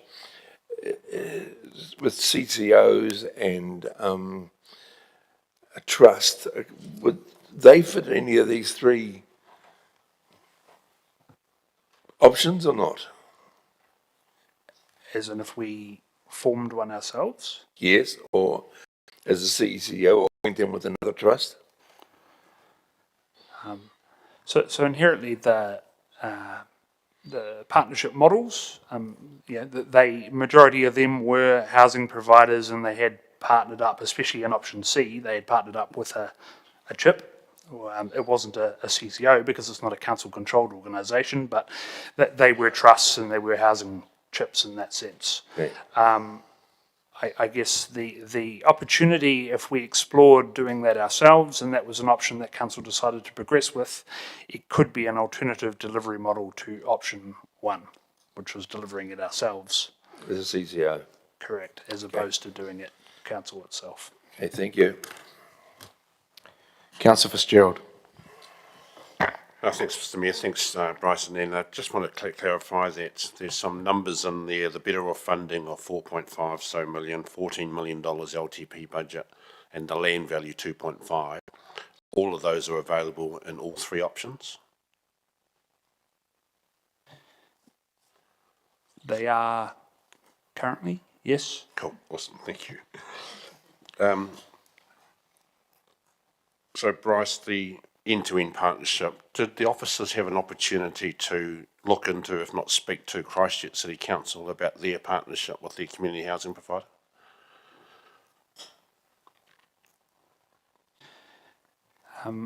We had some early engagement with Christchurch, and the expressions of interest document, for instance, that we went out with was actually based off the one that Christchurch provided to us. So we had some early engagement in terms of that. We didn't circle back at the end and go into a huge amount of detail around what their CHIP looks like and how that model happens. However, that would probably be a good place that I would suggest we would cover that if council passed a resolution to investigate a CHIP. Thank you. Thanks, Mr Mayor. Councillor Barn. Thank you, Mr Mayor. Bryce, I'm hoping your memory of the October discussion on this is better than mine. My question is about 2.1a, where we talk about the outcomes we're hoping to achieve for the Summer Hayes 3 site being social housing outcomes. And I recall in October there was some discussion about what that meant, and I wanted to see if you could confirm for me what definition we used to discuss with potential partners the outcomes that we're calling social housing outcomes would be. I recall we quite simply just tied that to our current definition as through our policies and plans, and that was the definition we were using for social housing. So by that you mean the provision of housing for people over the age of 65 or in receipt of a disability benefit? Correct. So my understanding of the way that the payment, MSD payment works, is a community housing provider has to take the next person off the MSD list, and that might not necessarily, doesn't in fact, line up with our definition of the people we provide social housing for. So how did that come through in the discussions with partners? This did come through in quite a few of the conversations, especially the partners who opted to present to us as well, alongside their submission. And several of them did highlight that, that they potentially had a different clientele to what we might, if that's a word I can use, clientele, or target market, and they did talk through, or some of them talked through how, yes, that's your comments are correct. That is essentially the model that they operate under. For some of them, they also talked about some other opportunities potentially around affordable housing and things like that, although they did note that that wasn't technically social housing by our definition. So this might be the same question that Councillor Johnson asked, but if we're proposing to move to a model where we expand our definition of the people we provide social housing to, so we're no longer just focused on aged care or people with disability-related benefits, that would seem to me to be a fundamental change in what we've agreed with our community that we will provide, and is that the kind of change that we should be consulting on? I would suggest that that is definitely a consideration if we were to change our current. You would be essentially changing your definition, and so perhaps that would be a good trigger to be looking to do that. Okay, thank you. Mr Mann. Okay, Councillor Naylor. Thank you, Mr Mayor. I've got a few questions. Firstly, probably to the Chief Executive. Back in February, Council requested a paperback on alternative options of social housing delivery that might help us achieve our policy setting. And I'm just wondering, is this paper a part of a response to that, or is there further information coming to fulfil that request? Through Mr Mayor, no, that's an additional paper that will be coming. And when would we expect to receive that? Yeah, that would be, we were looking at that one probably beyond 1 July, so it was as part of the first year of the LTP. Okay. And so how would you consider that we should view this information in front of us now before we have that report back? Do you expect that anything in that report would significantly change the decision that we have in front of us now? That's true, Mr Mayor. Any decision you probably make today will help inform a decision in that paper that would then come to you.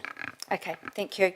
And my second question just is around the Appendix 1 on page 159 and the revenue of 1.7 million there and the total cost of 43 million, which is, the revenue's about 3%, which obviously falls well outside of our finance policy for delivery of social housing. I'm just wondering what the officer's view would be around that even being an option. If that so far outside of our policy limit, how would we, with the lack of alignment with our policy, is that a concern, or would we have to review our policy, or what's the thinking around the numbers for option 1?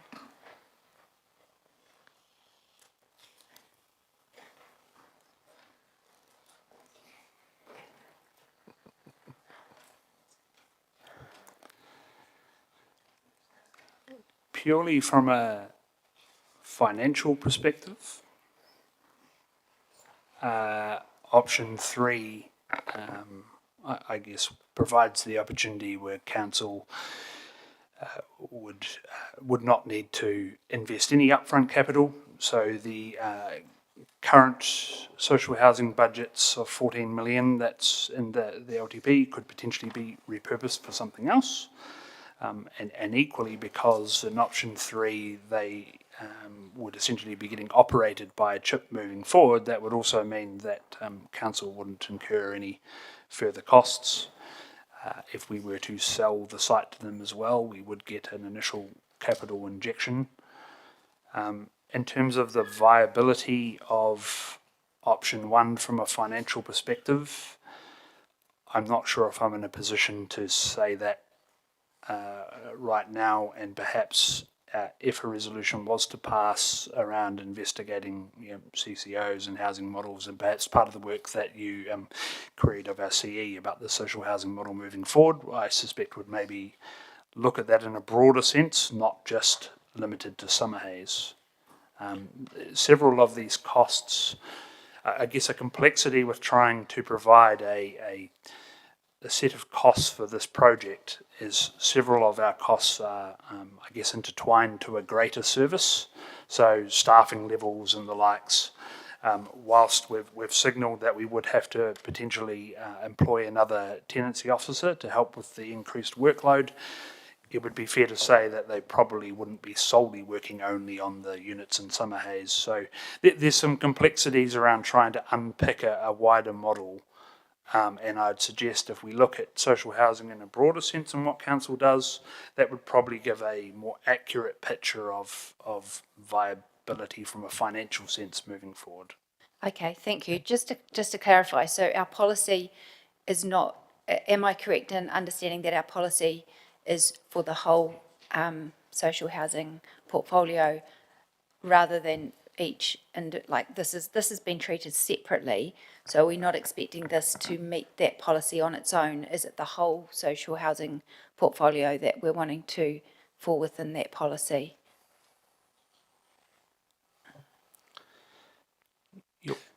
Yeah, through you, Mr. Mayor. Perhaps I'll take that. So in terms of the activity, when we're looking at the revenue and financing policy, it's the activity as a whole.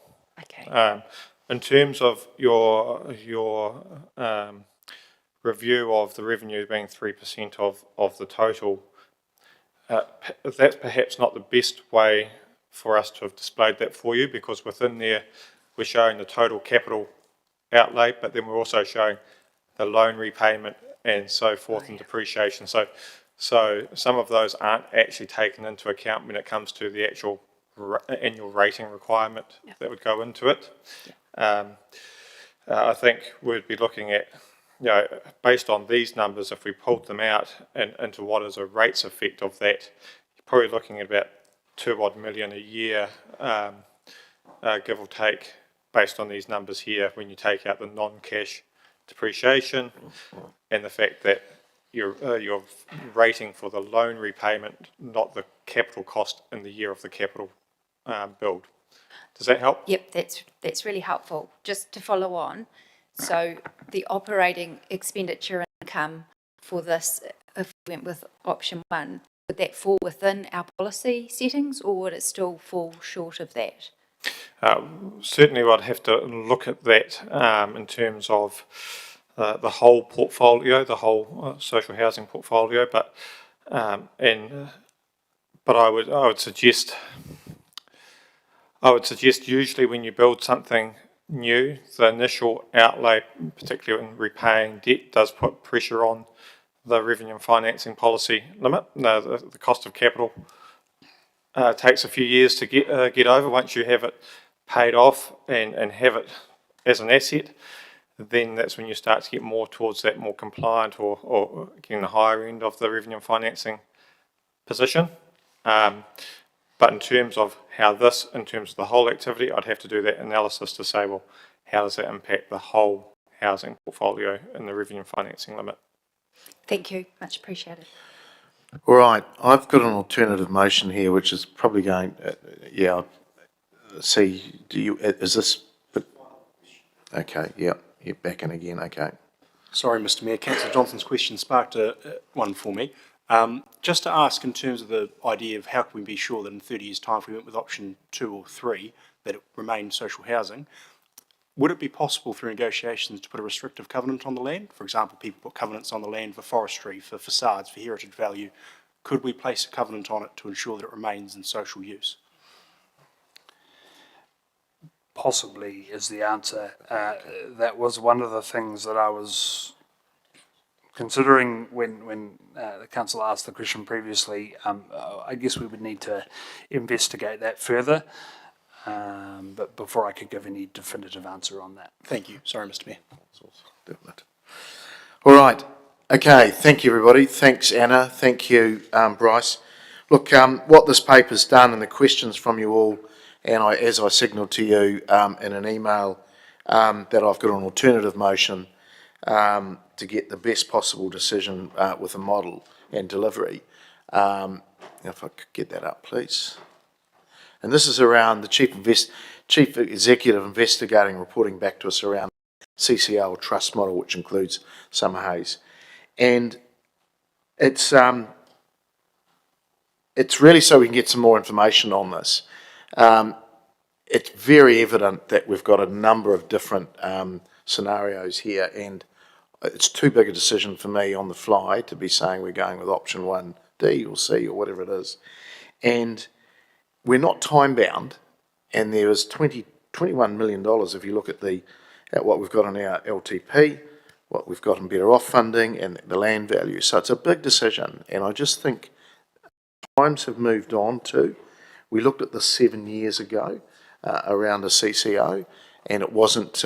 It was the view of council of the day that it wasn't actually the right way for us to go. But look, we're under a lot more pressure now. there's a lot more maturity in chips, etc. And I think it's very wise that we look at our existing delivery as well. If we're going to do something with Summer Hay Street, I think we're mad doing something out as an orphan, and then we've got all our other stock sitting in the mainstream of council. So let's have a look at what this looks like and make a better informed decision. I've moved that, and it's been seconded by Deputy Mayor, and it's really to ask the CE to come back with some options around what that looks like around a CCO or trust. There's a number of different councils doing this now, and they're all quite different and different sort of slight variations to them. So I think this is quite a smart way of looking at it. All right, Councillor Naylor. I have a question for officers about this this alternate recommendation.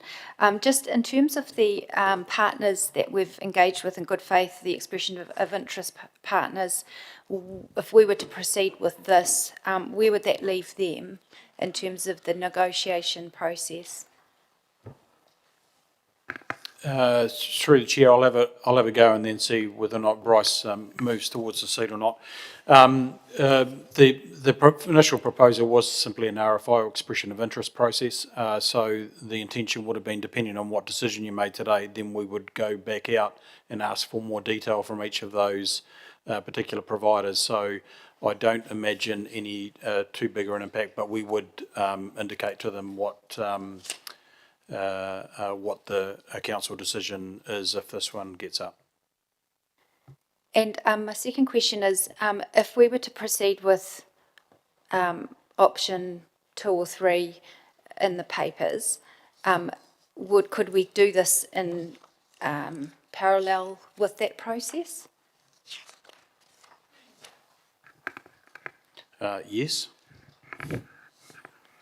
So would progressing this in any way preclude us from still progressing one of the options in the paper today?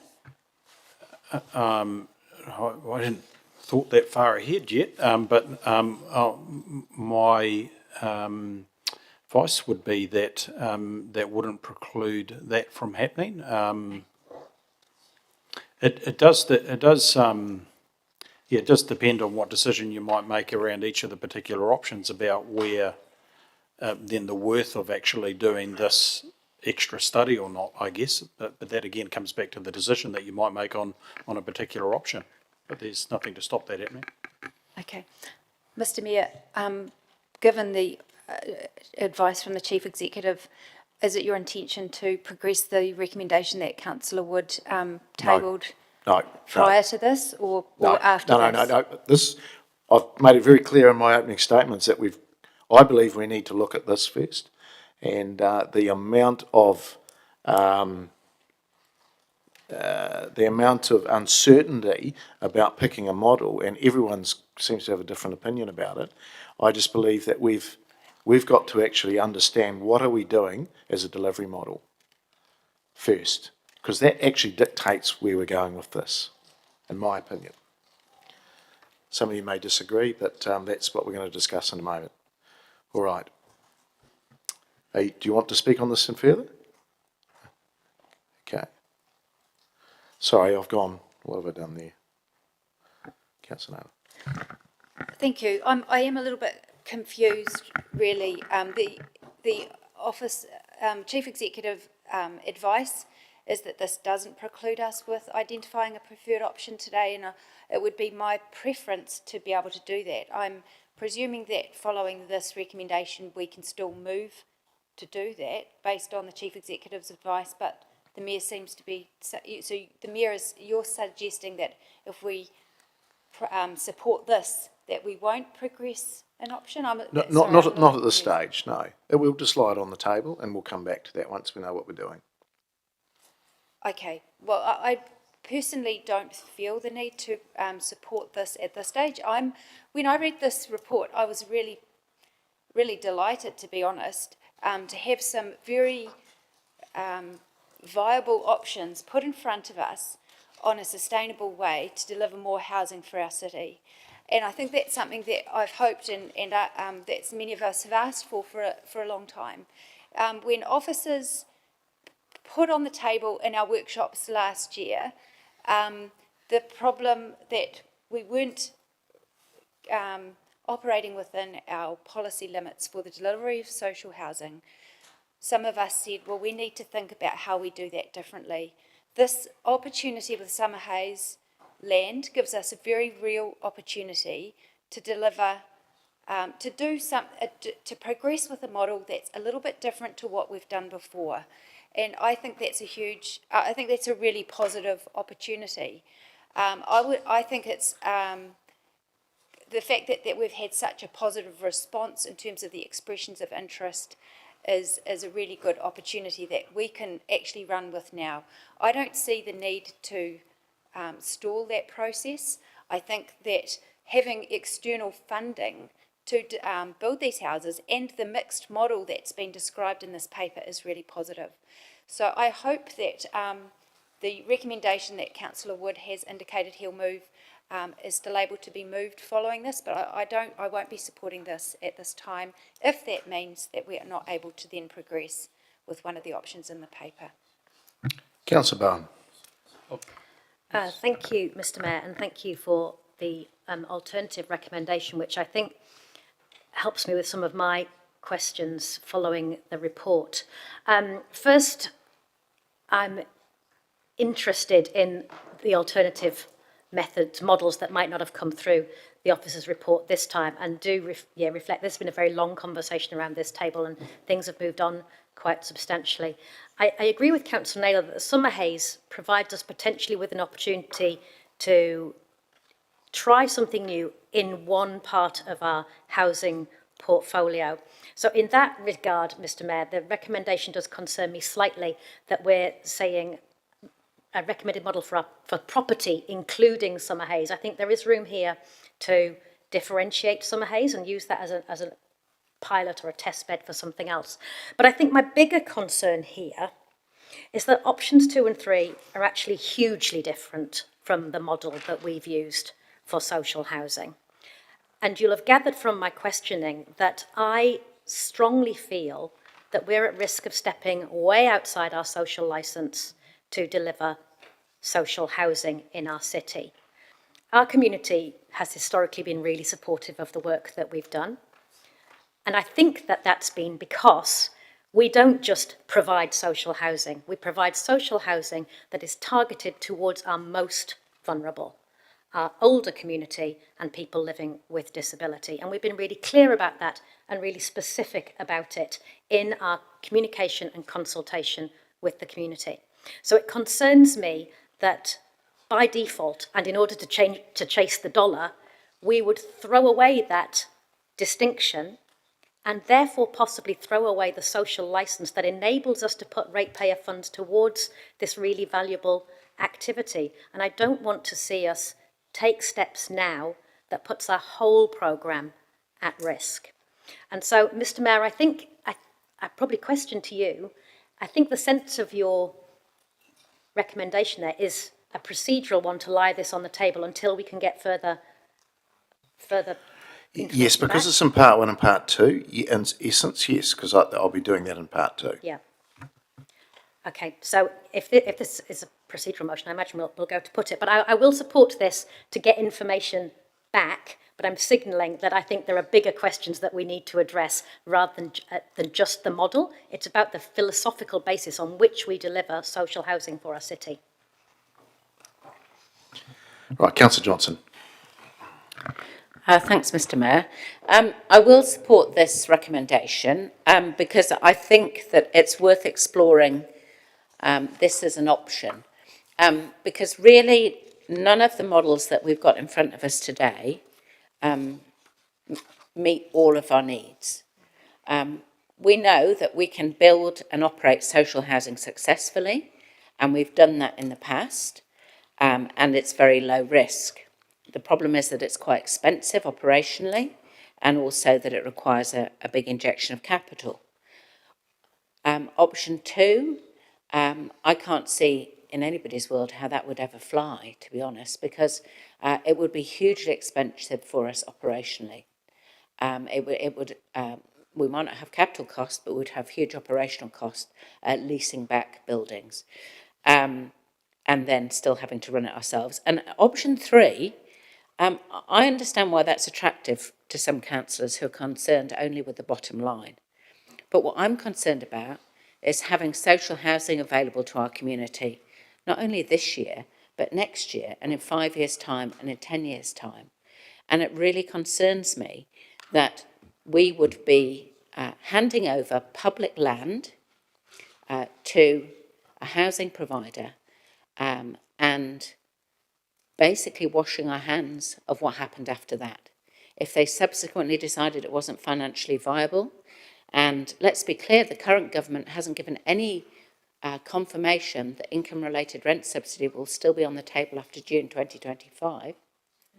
In fact, they've said that they can't confirm that it will be. So, you know, that's a risk. And if we go down option C at this point, and then it turns out to be not financially viable for an organisation to run those social houses, there's really nothing to stop them going to the private market. And then we've not served our community well. I fully agree with Councillor Bowen's comments around the need for public consultation on this.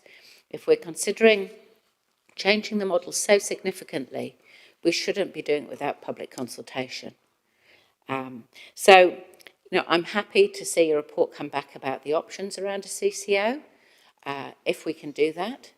And in the meantime, there were lots of questions raised today that need to be answered about some of these other models before we could make a decision.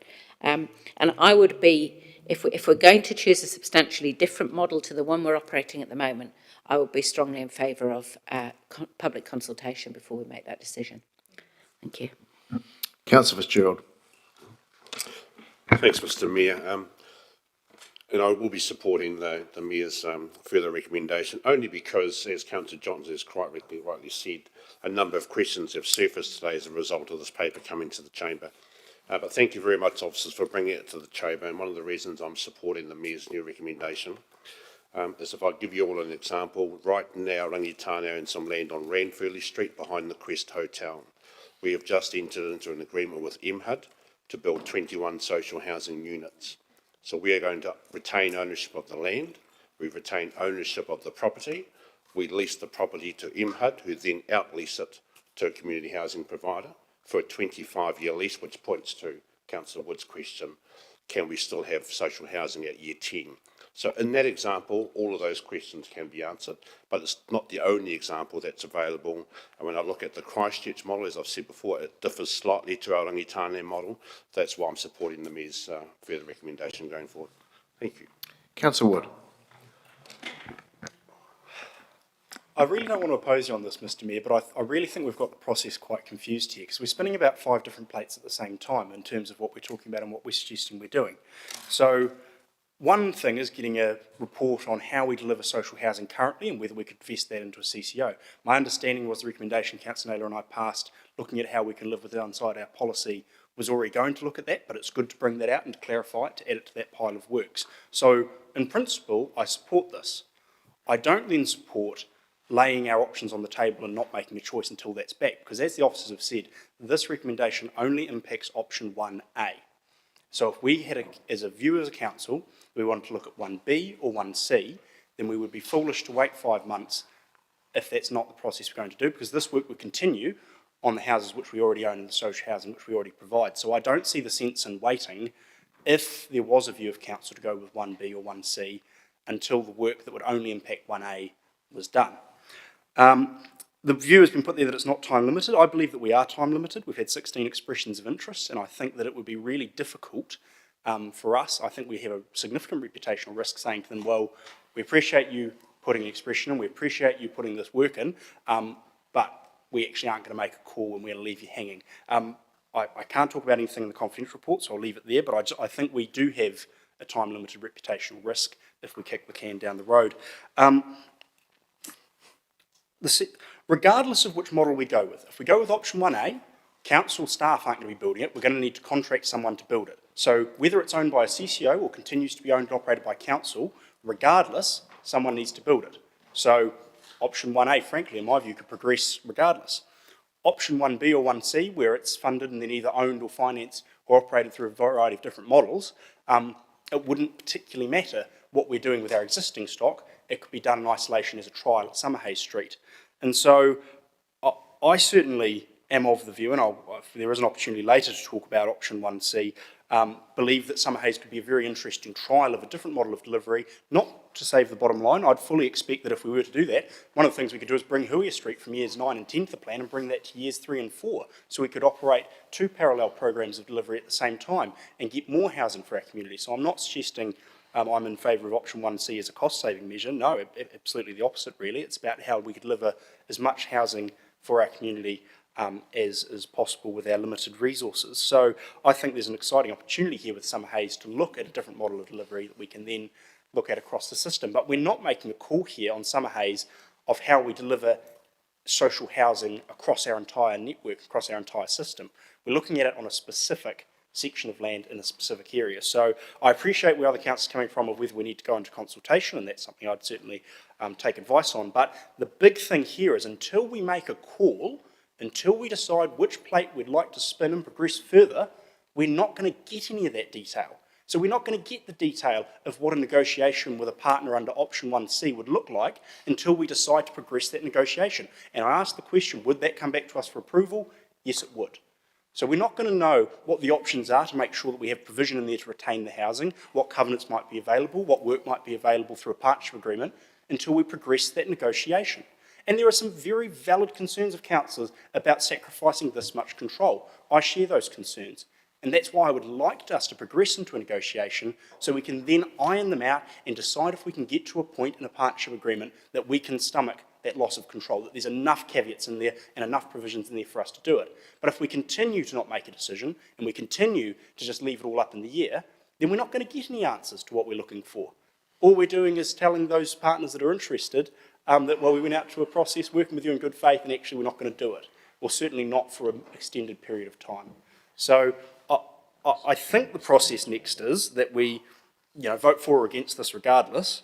Then the Mayor will move a procedural motion to lay this on the table, and I'm indicating now I'll vote against that procedural motion to lay it on the table, and then we could move option A, B or C potentially in part 2. Councillor, your time's up. So I think that's the process, and that's indicating where I'd like to go. All right, just quickly write a reply. I'm reading the room. Look, exactly why we aren't spinning, why we should slow down, Councillor. Spinning plates doesn't normally end that well. So I don't know how many plates you can spin at the same time. I can probably only do 2. But that's why you shouldn't spin plates. This is $20 million of public money, and I'm not going to take the risk. And also there's an assumption from a couple that we're all agreed on the build model or the process. I don't think that's the case. Councillor Johnson, Councillor Barn and myself are quite different, have some different views to some of the others that have spoken. So, look, I don't think we all want outcomes, right? I don't think those outcomes have really, we're all quite agreed on those, but it's the delivery, and that's exactly what I'm proposing. It's just slow, let's get the delivery right first. And I'm interested in all the models, but again, I think we are quite split on what they look like. And I'm with the other councillors. If we're going to go to this other change, because we're going to the bottom line, we have to go to the public, because that's quite a different model to what we've been running. And I know some of you do want to go there. Okay, just my 30 years of business, and an expression of interest model like this, with such a lot of public money on the line, it's not unusual that there might be a delay. So I think in good faith, if this gets up, we would go back to all those people that companies that expressed interest. Yes, but it's an expression of interest. They've put a bit of work in, but I think there would be an understanding that this is a big, big decision, and there's not united views around the table at this stage. So I ask you to support it. I think this is the safest way going forward. When we get into part 2, I'm just going to signal there'll be a procedural motion just to lie it on the table, but we'll cross that bridge if and when we get to it. All right, can we vote, please?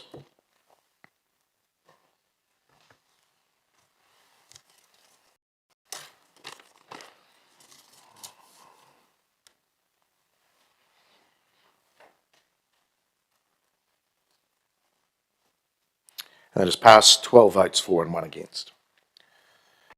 Okay, we need to extend the meeting, and I really apologise to people in the gallery because this has been quite a protracted meeting.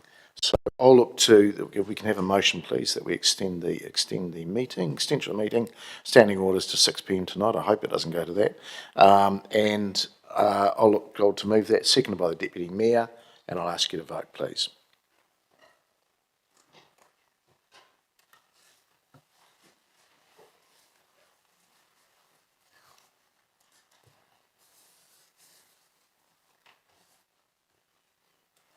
That's 12 votes for, none against. Thank you. Councillor Naylor, you've got your thing. Yeah. The Chief Executive indicated that resolving that recommendation didn't mean that we couldn't progress one of the options in the paper. So I'm just wondering if Councillor Wood is going to move 1C as he indicated, or if not, I'm happy to. But I'm still interested in progressing the item that's in front of us. Is there a seconder for that? Okay. Read the room, people. Okay, what are we putting up? 1C. Well, you're seconding it. It's in part 2, councillor. Okay. All right, I'll move a procedural motion that we lie this on the table. Have I not just moved this, Mr Mayor? He's pulled out of seconding it. Oh. So, councillor, I'm going to move a procedural motion that we lie this on the table. A seconder for that. Thank you, Councillor Fitzgerald. We will vote.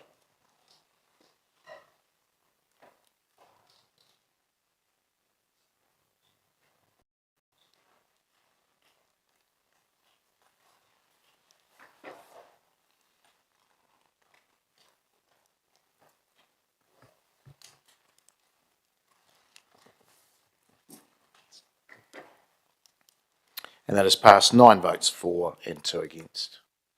All right. Okay, just very quickly, council work schedule there on page 161. Work schedule dated 1 May 2024. I'm happy to move that, seconded by the Deputy Mayor. There are no comments to that. Vote, please.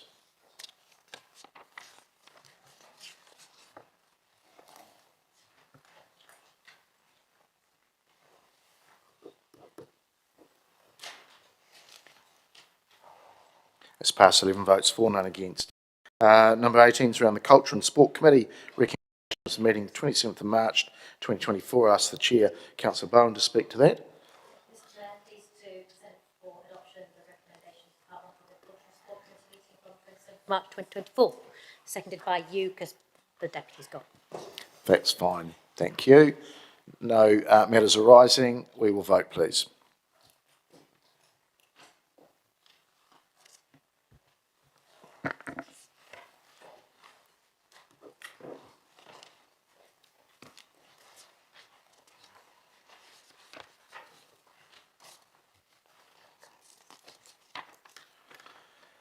And it's passed 10 votes for and 1 abstention. Thank you. All right. We will now go to number 19, which is the Economic Growth Committee recommendations, 24th of April 2024. And I'll ask the Deputy Chair, Councillor Wood, to speak to that. Thank you, Mr Mayor. I'll move that the recommendations from the Economic Growth Committee meeting of the 24th of April 2024. And it's seconded by the Chair, who's online. Yep, she's put her hand up, thank you. There being no matters arising, we will vote, please.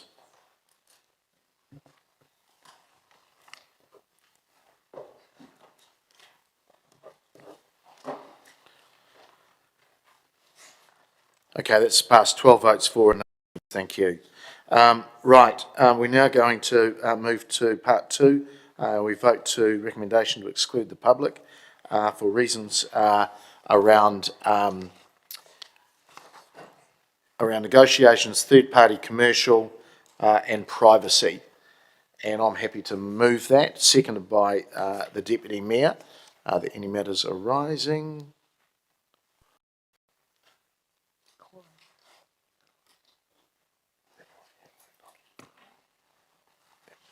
We will vote, please.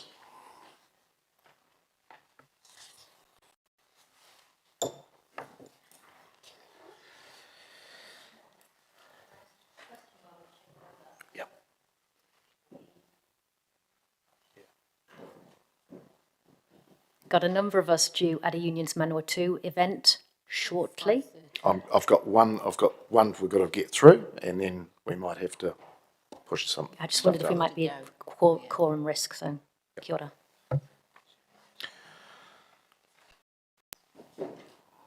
That is passed 12 votes for and none against. Thank you.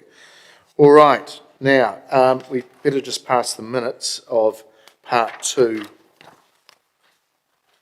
and Part 2B. Yeah. We're just closing off the public